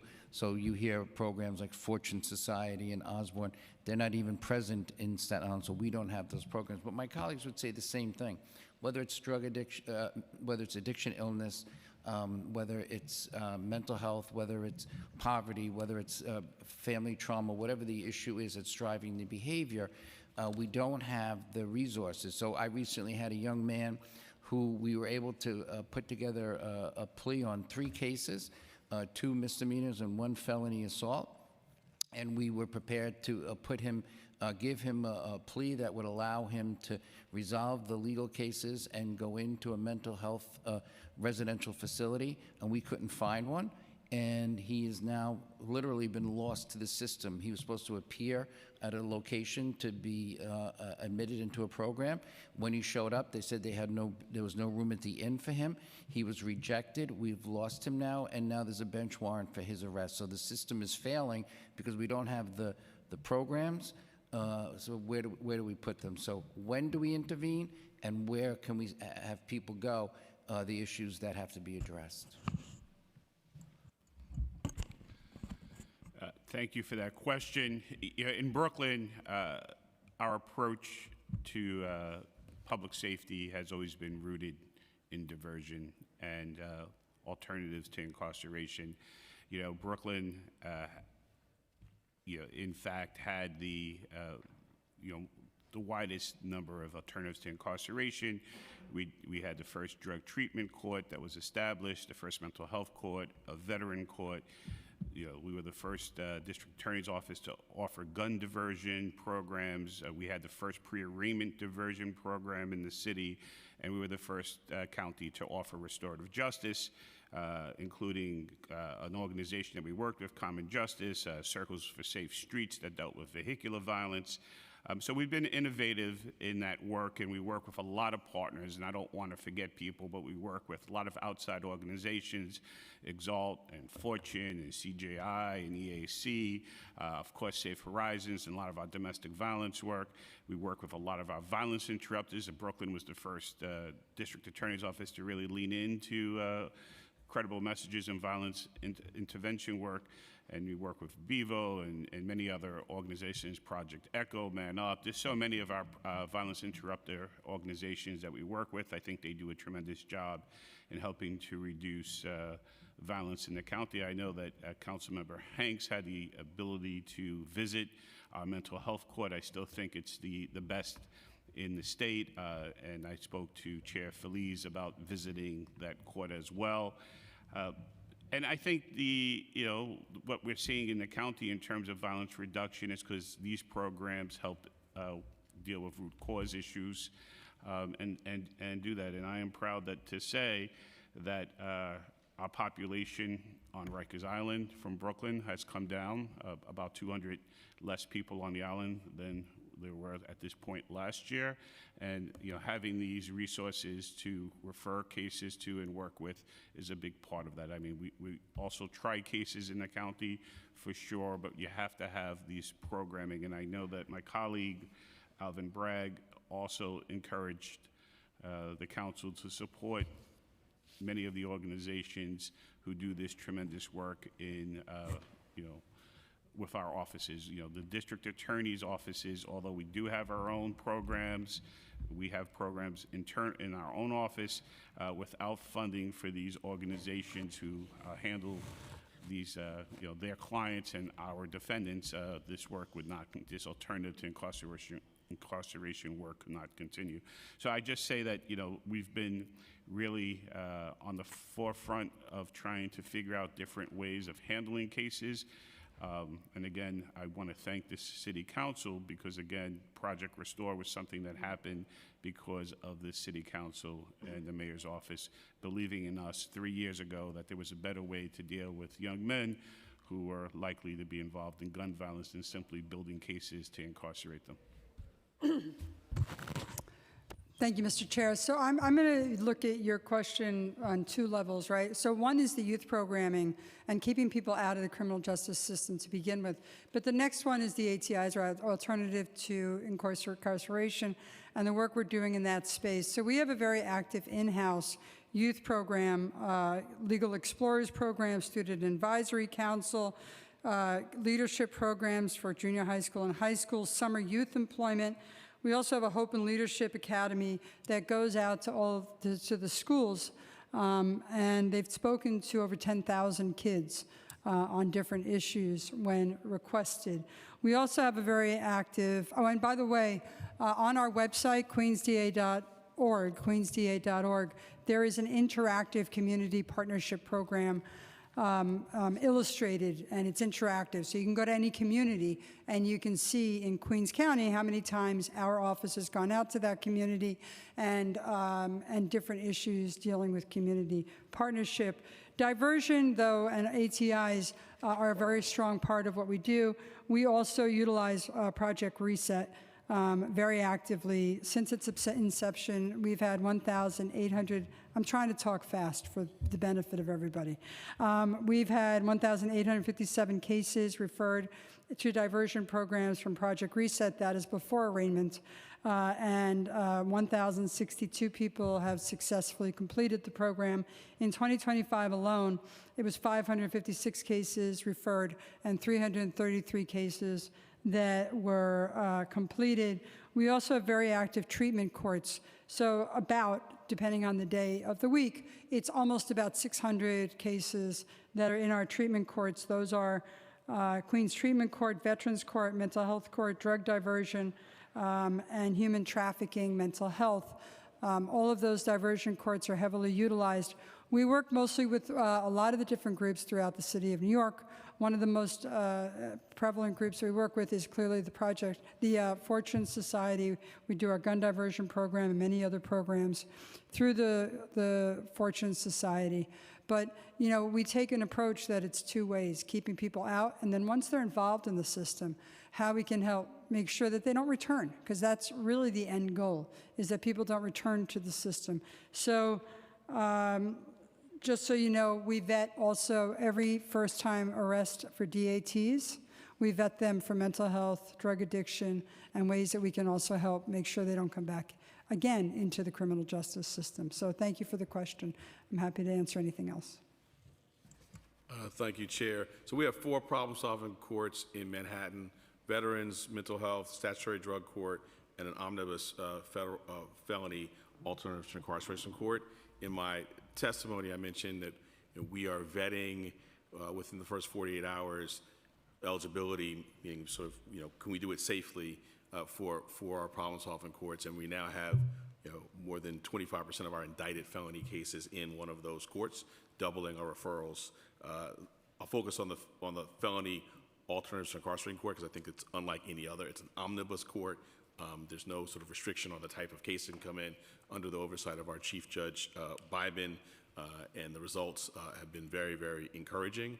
Our provider in that court is CJI, the Center for Justice Innovation, and I guess I will just tie this back to my ask. We are at capacity, and I think I can speak not just for my office, but for CJI, and I would also, I don't want to be presumptuous, but I think the courts would also say it as well, the OCA. The annual report that just came out for the Office of the Court Administration, Chief Judge Bybin, Chief Judge of our court, is on the cover. It talks about problem-solving courts as a priority. We are at capacity in Manhattan. We would like to do more, but without resources, we can't.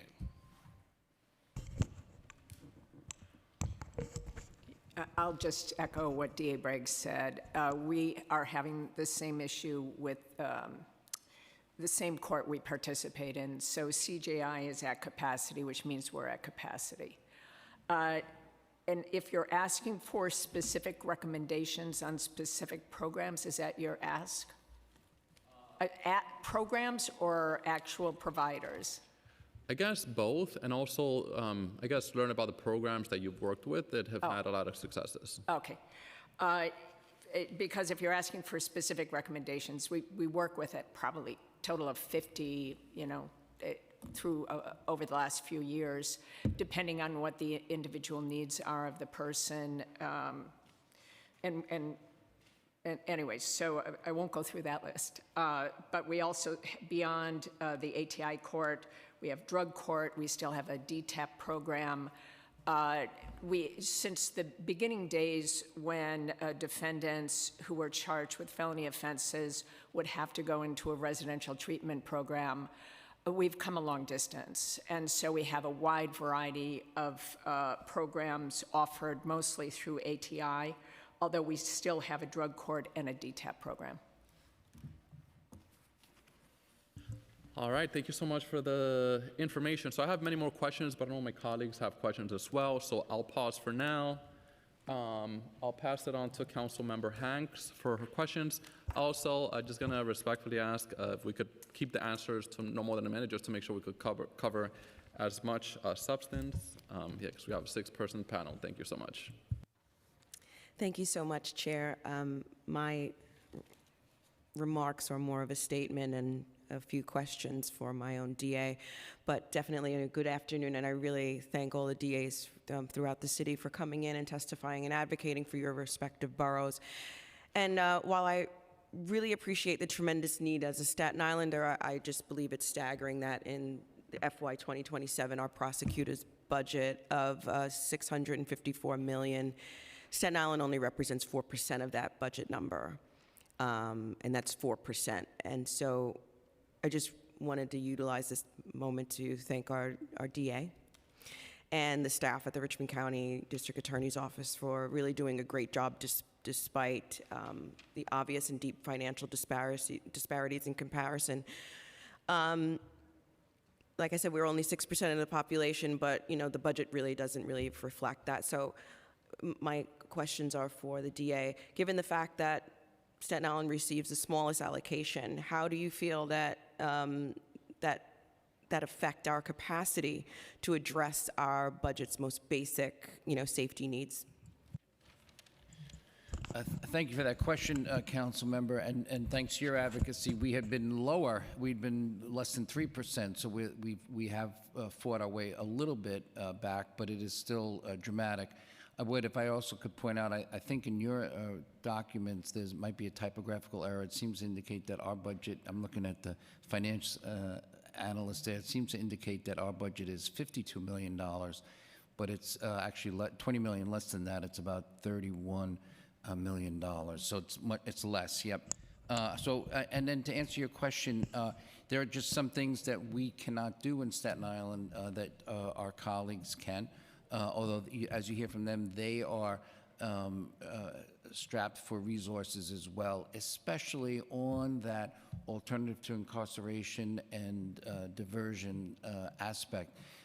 If we had more programs, we could be more effective in that space, especially in the mental health area. And I urge this council, as you consider that issue on a citywide, its citywide impact, to think in the criminal justice space that there are many individuals who, if we could connect them to mental health treatment, it would go a long way to make the city safer and to get those individuals to a better place. One big space that we fall short in is that we don't have a physical location for that programming for people to go to. So what we call it now is called a community justice court or community justice center.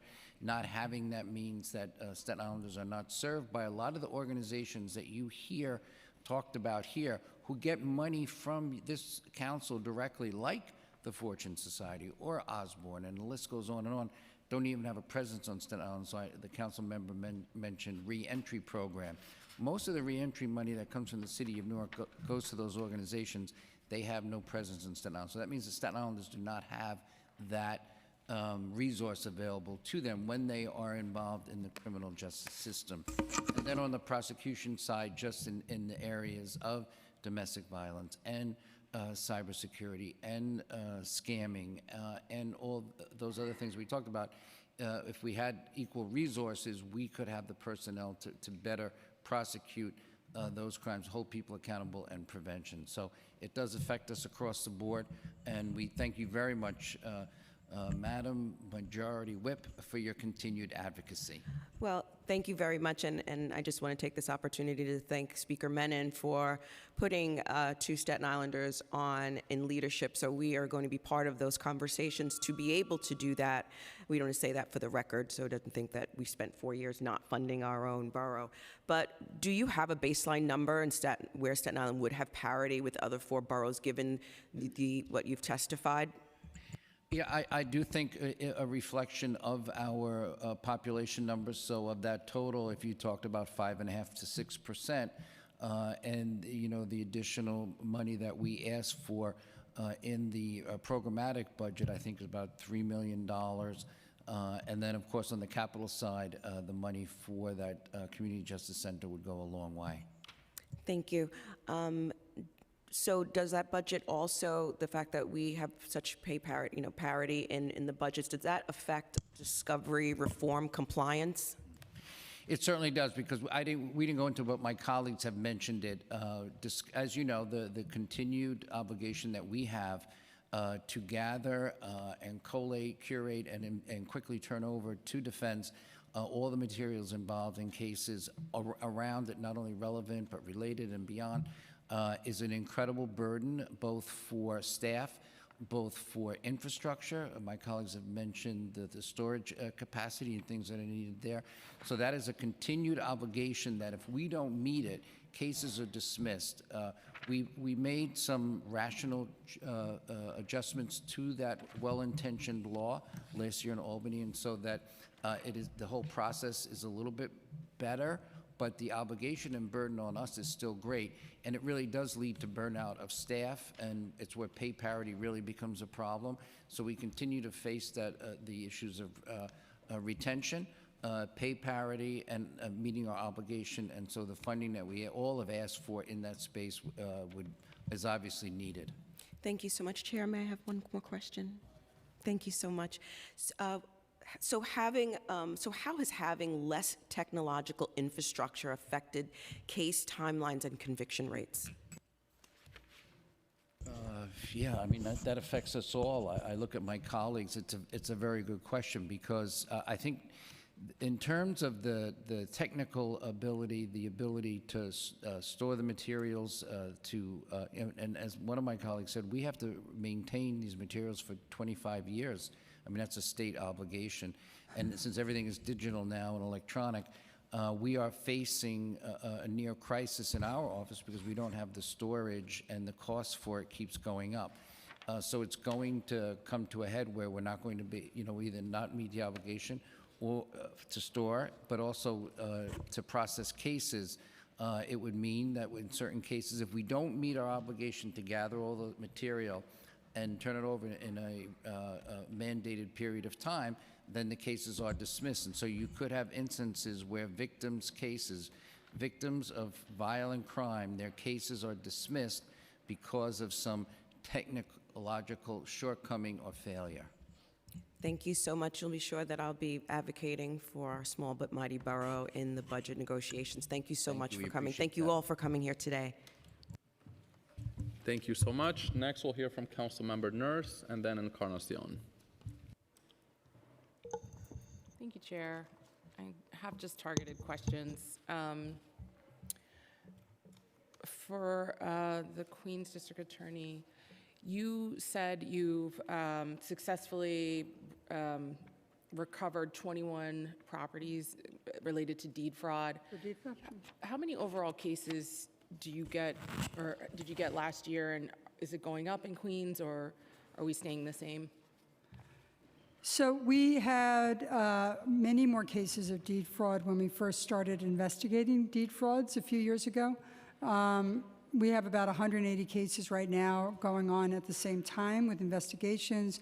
We've gotten, if my memory serves me correctly, about 23 homes back for people over the last year, in maybe 2 years. But it is becoming less because we are very diligent about investigating, and I think people understand that we have a whole, group of folks, Bureau of Housing and Worker Protection, that are investigating these crimes.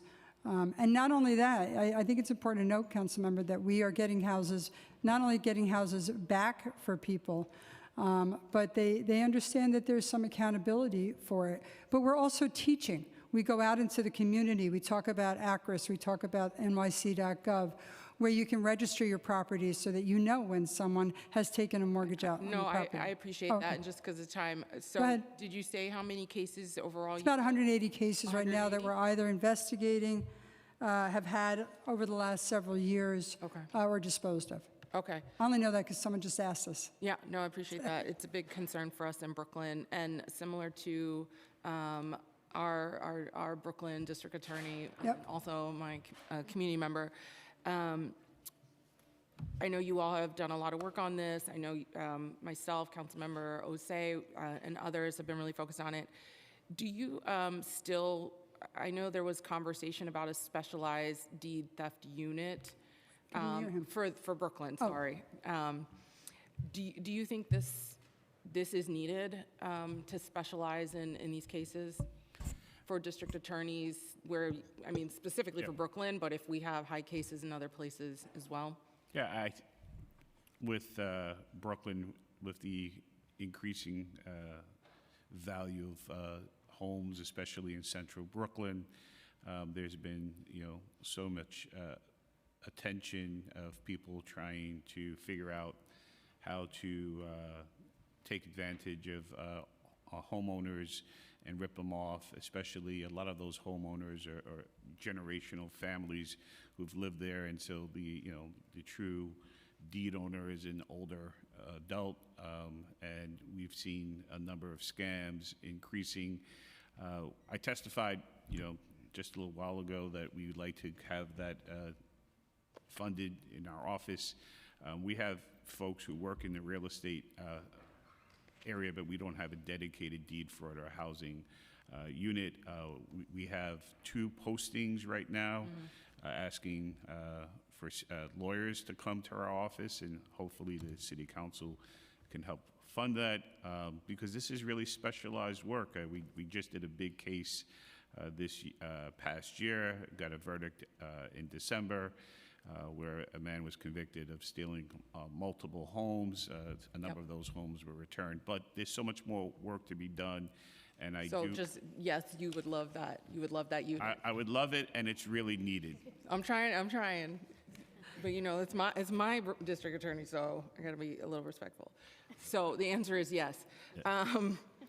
And then for the Bronx, we just had a really interesting interaction before you all came with the police commissioner, where 2 members of the Bronx are looking at crime stat and saying, like, crime appears to be up in the Bronx, and it was like a 0 to 100 response that that's not true, and so where are we? Like, what we give is what we pull from public data. So, is crime up in the Bronx, or can you set the record straight for us? No, crime is up in the Bronx. Look, things have been better, but at the end of the day, even though there have been some decreases, we still lead the city in everything. So you could tell me that crime is going down, but you can't tell that to Miss Jackson in Concourse Village because she don't see that when she walks to the 4 train to go to work and afraid that she might get shot, as an innocent bystander or whatever the case is. So the numbers are up because of the disinvestment that has happened in the Bronx. We still have the same neighborhoods that are not getting the services that they need. A lot of these organizations, the community-based organizations that do this work, I appreciate them. I asked the city council and the mayor to continue to fund them, but make sure that they're able to have a presence in the Bronx. Some of them don't, some of them do. When these new initiatives come about, and I say, I need resources, the city will start an initiative in Brooklyn or Manhattan, and they say, well, they have the infrastructure. Well, we need to build the infrastructure. And we hear you loud and clear, and I think all of us in the council want to support that. That's why the response to that question was so disrespectful, because it's 2 Bronx members who live there every day versus some really nice neighborhood in Manhattan. So, I really thank you for clearing that up, and we do agree. It's a reality, what's going but on in the Bronx. the people in the Bronx are still resilient, and we're still trying, but we need the help. Yeah, I'll come back. You sure? Okay, I just had some questions about discovery and, not discovery, case processing and discovery. And I don't know who can answer this. I don't think everybody needs to answer it. Maybe we can just designate one person. But a major driver of the size of the jail population at Rikers is the length of time it takes to resolve many criminal cases. And essential part of that is meeting discovery obligations, is the technology to support those efforts. Significant funding has been budgeted for your offices recently related to discovery technology and implementation. The state gave $50 million to your offices for that technology in fiscal year 2024. In FY26, each of your offices was budgeted millions of dollars for discovery implementation. In the Bronx, $15 million. For staff, supplies and materials, capital spending in Brooklyn, 13.4, Manhattan, 11.8, Queens, almost 9 million, Staten Island, 2.7. It looks like all of the money has been zeroed out in the preliminary budget. Can each of your, I guess you all need to respond, but can each of your offices please share the status of installing a data management system to store and transfer discovery? And really just like to the point, what's left to do? Who wants to? Well, I know we appreciate the discovery money, and the history of it is that when those laws were changed, there was no money, right? So now we're playing catch up. Eventually, finally, people heard us, right? That we need money in order. It was unfunded mandates. So we have that now. But it's still going to take some time for that to take effect. That's the problem with it. Technology costs a lot of money, and it takes a lot of time to build what is really needed in our offices in order to get that material out. My office has worked diligently, my IT department, as well as working with the vendors that we have hired to get the work done. We're well on our way now, but it's going to take a little bit of time in order to see what the results are But going your to be. vendors are done, your systems are set in place, and now you're just kind of. Building, still in the build stage. That's what I mean, like the Yeah, still in the operational build pieces. stage, because at least we have the money to build. And But the that's thing across the is that, that money was a 5-year lookout. We're in year 3. So it's gonna run out, and it's expensive. So we'll be coming back to you again and to the state in order to make sure we do our mandate. But we're all doing the best that we can in order to make sure that we comply with that, because, you know, these are people's lives at stake, defenders as well as our victims and the community at large. No, it's not done. No, no.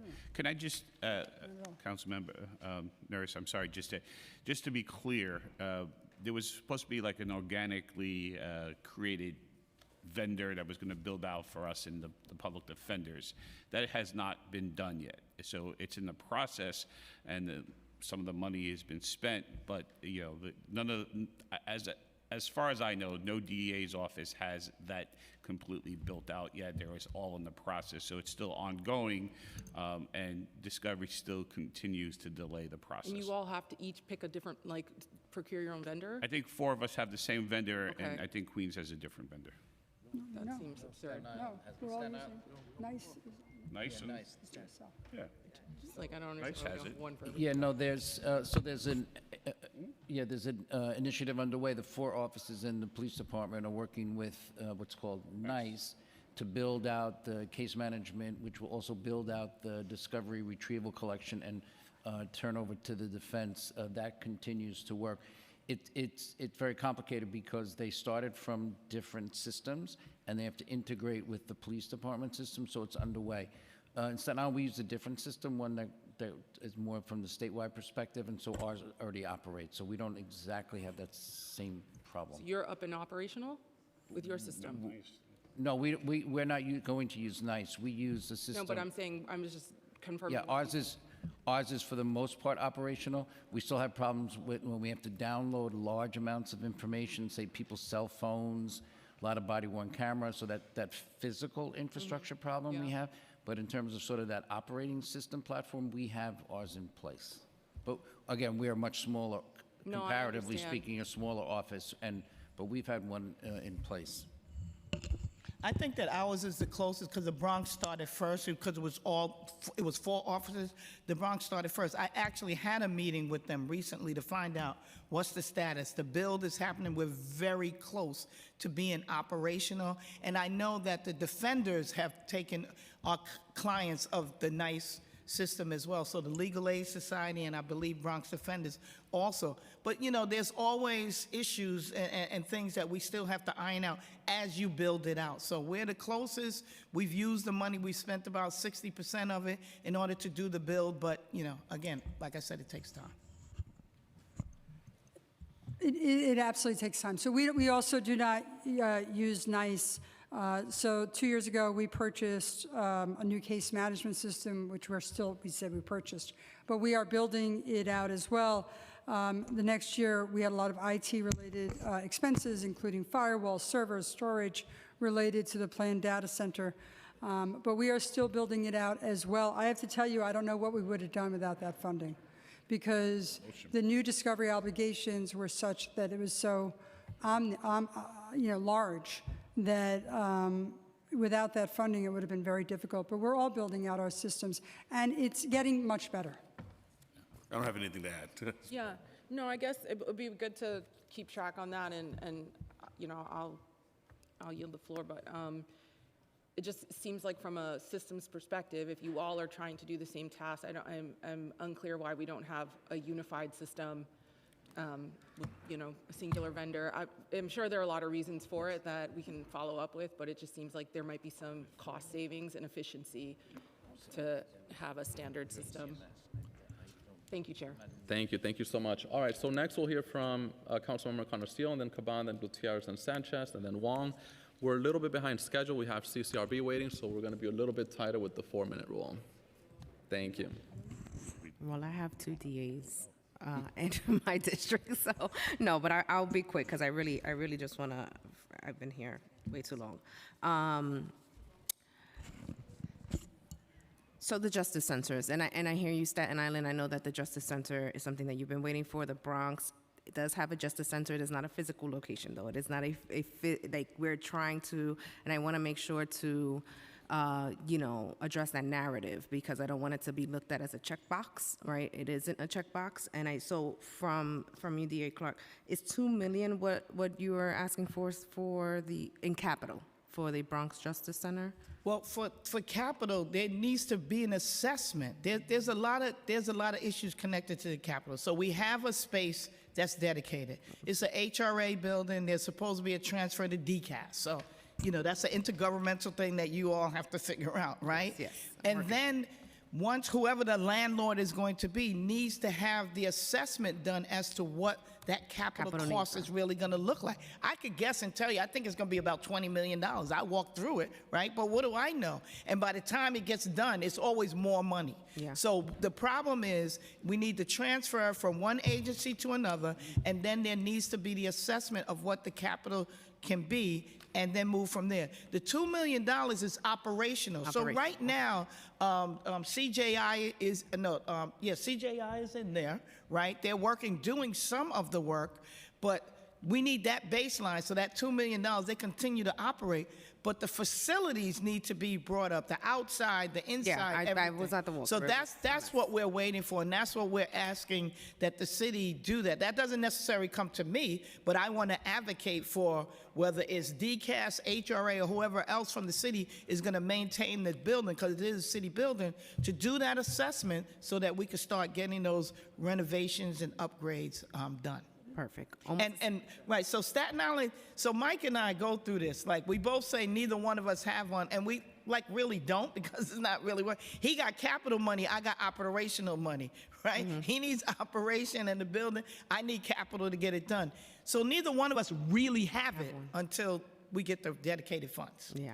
Thank you. And the same as kind of the question for Manhattan. I know the Harlem Justice Center exists, but there's some capital needs for that building as well. Are you aware of any? I think the chief judge, I think there's a number of discussions going on. It was not an ask that we had, this year. Certainly, we would love to have a physical structure. I think we would, prioritize the ask that I made in terms of expanded resources for CGI. But yes, there's a need. And the $3 million in state funding that was for the Restore program, is that stable funding? Is it? Yes, that came from the state. Okay, beautiful.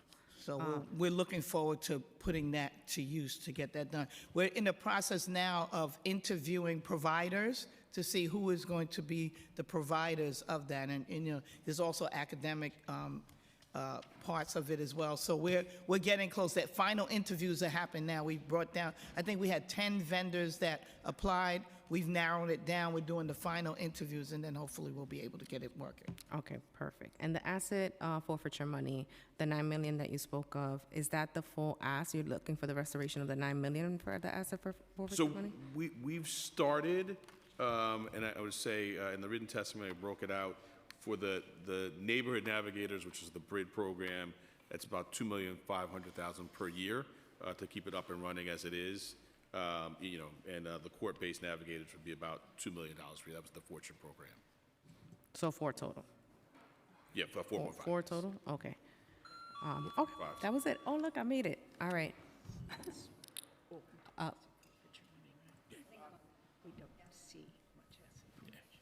Should I just say? Thank you. Councilmember Kabang? I got gotcha. you. Oh, okay. By the way. Yeah, you're cross too. Anyway, I'm standing for no other reason than I have a health condition. So I want to start, well, I guess first I want to start with a little bit of a statement. I think it's obviously really important that we're strengthening the treatment courts. There's a lot of room to grow and also make some changes that would strengthen the program. There was some testimony about the Peer Navigator program. I just want to put out there on the record that I think that is a bit troublesome because it's assuming guilt before a person even speaks to an attorney, and that's the kind of help that I think people should be be getting before an arrest and not necessarily funded through a DA's office. I think if someone is arrested, then we've already failed them in servicing them, but that's just a statement I want to make for a record. It's not a question. I do want to ask and follow up on the questions that Councilmember Nurse asked about some of the discovery. Obviously, you had that state appropriation, the other money that was coming in. I want to acknowledge, by the way, nice, terrible.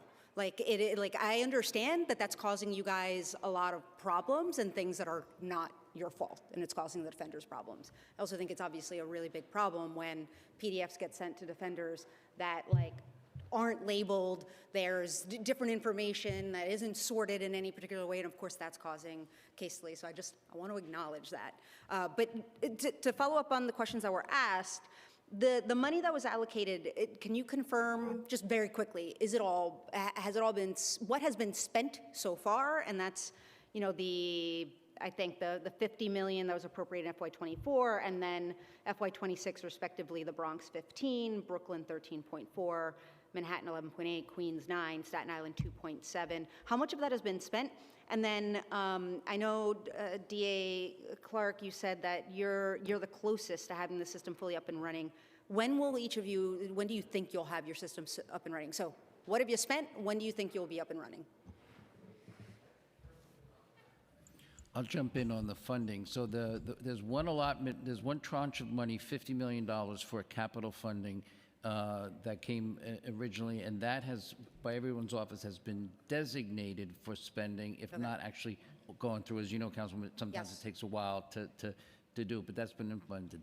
The other was a 5-year allotment of $50 million as spread out, as you said, and that is programmatic money, so that's money that's spent every year in the budget. So that's being spent the first year and second, and we're in the third now. That has been spent and will be spent as part of our yearly budgets. There's no holding of that money. So you're not under budget, is what I guess what I'm asking. You guys are spending at the rate to fill out the 5 years. Yeah, we're using it to pay our operating costs, our salaries, rent in some cases, things like that. So that's part of, and primarily to pay for the expenses of discovery, to hire the extra people to do body-worn camera, to hire the extra ADAs, and the list goes on from there. I want to move into something else, because obviously there's an interest with all parties to speed up discovery processing, move cases along in the system. Have your offices had direct access, like, would it speed up discovery, I should say, if your offices had direct access to NYPD databases, including for misconduct? Would things go faster if you had direct access to those databases? I don't think so, because we still, first of all, we're responsible for it, whether we have direct access or not. We're getting it. Even when we get it, we still have to sort it out, because not everything, you know, like anything else, not everything is relevant. But you have to wait for them to give it to you, though, right? Like, you're waiting for, you'll say, hey, I want these things, NYPD then has to turn it to you, rather than you directly having access and being like, I'll just take that because I need it. I'll take that because I need it. Yes, but the same thing for me. I wouldn't want anybody to have open to all my records either. There has to be some safeguards there, which I appreciate. We're still responsible for it. We're trying to get it as best as we can. These discovery tools that we have will help make it better, because we'll be able to disperse it better. As far as your question is, like I said, I'm the closest one.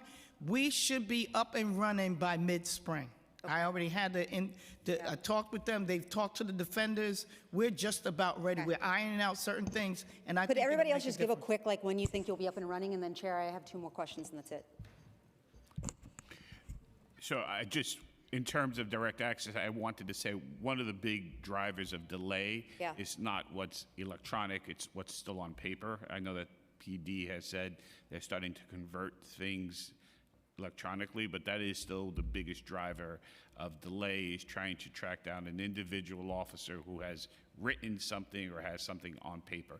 But in terms of our ability to move forward, you know, we're possibly, you know, a year or more away from having a system built out by NICE, and we're in the sort of remediation stage We're, you know, we're, I just want to be mindful of time. I just want a timeline and so we're far. follow. You're Far. okay. We believe it's early 2027. Okay. The first one, I think, look, in a perfect world, if we're all in the same system, that would be great. Great, yeah. I don't have a firm projection. I think Sure. we haven't said a lot is that the nice, I mean, you said it's But a it's big also, challenge. but I think it's also worthwhile and interesting to discuss the fact that, like, there might be different perspectives up here, even amongst your colleagues, so that's Yeah, helpful. no, but I would say we think we've all been hampered, certainly I will speak for my office, the nice discussions, and you seem to have some knowledge that they have not been seamless, and that's delayed us. And I did want to say, on the comment about the peer navigators, our program that we're advocating for the bridge is separate and apart. It has no DA. We're not out. We give them the funding, and they go do it. So I just wanted to say that. Great, thank you. Could I answer that one too? Sure. We're getting a vendor to handle it. We're more in line with Queens, I guess. And we're expecting about 18 months. Yeah, I think one of my concerns also about the discovery processing and having direct access to the database, at least from a defender's perspective, misconduct. I can't tell you how many times I litigated a case and it was 3, 4, 5, 6, 7 months later, whether it's for, you know, pretrial hearings or that we finally find out, oh, there's misconduct, and then we resolve the case the next day. And that's the kind of stuff that, like, really we could be making a difference on. That's a huge deal. The last thing I want to ask is just directed to you, DA Gonzalez. There has been an increase of arrests for what are lower level offenses, like sleeping on the train, and it caused an arrest to arraignments crisis a few weeks ago in Brooklyn, to the point where legal aid ended up filing a writ about it. Did you push for DATs to be issued for those people who were in on bail ineligible offenses? Like, what happened there? So it was a confluence of a lot of things. It was the snowstorm. It was the 2 holidays. Typically, you have multiple arraignment parts open. You only had one part open. And then there was additionally, on top of all of the storm-related and holiday-related closures, the courthouse that was closest to the arraignment, that does the arraignments, was having some kind of renovation. And so they were using an alternative courthouse that did not have a pen, so they would have to bring one person up at a time. And so it was a confluence of a lot of things. A number of people stepped in to try to remedy it, but it was... And I can appreciate that. I guess my follow-up is just that, were there people there that were processed that were DAT eligible? I think the answer is yes, and there was definitely conversations around alternative ways to move people from from the system, including we did a hawk shift, which is 11 o'clock to. We call it the lobster shift. Lobster shift, right? Yeah, they didn't have them in my time, but I heard they came back. So we did. There was a number of efforts. There were a number of efforts to get people out, but it should not have ever happened. Yeah, I didn't ever think I'd say lobster shift during a budget hearing. But yeah, I mean, the last thing I'll say on that is that, like, if you're DAT eligible, especially in those circumstances, there should not have DATs, but I appreciate the response. Thank you, Chair. Thank you so much. Next, we'll hear from Councilmember Gutierrez, then Sanchez, and then Wong, and then we'll conclude with this panel. We have CCRB, who has been patiently waiting outside. We're a little bit behind. Thank you. Thank you, Chair. And I have 2 DAs, but I think I can do it because they're pretty straightforward, and your testimonies are very thorough. DA Katz, and forgive me for not knowing this, I just wanted to ask about one of the initiatives in your testimony. I don't think you named it, but it's targeted for youth 11 to 18. You said you piloted it in 2021. Can you just share if there are any, what's the name of the initiative, and if there are any partners? Right, so I don't know which ones you're referring to, but we have several. I don't know either, you didn't name it. It says it was launched in 2021, supports youth development on page 3. Yes. And crime prevention program. So we have several, so I'll just go through. So we have youth initiatives for schools, we have youth initiatives for 11 through 18. We go into the schools, we talk to the students, we have a whole unit. It's about, I don't know, 3 or 4 people, 4 or 5 people, I think, that go into the schools and they talk to the students. We've done about 14,000 students so far as we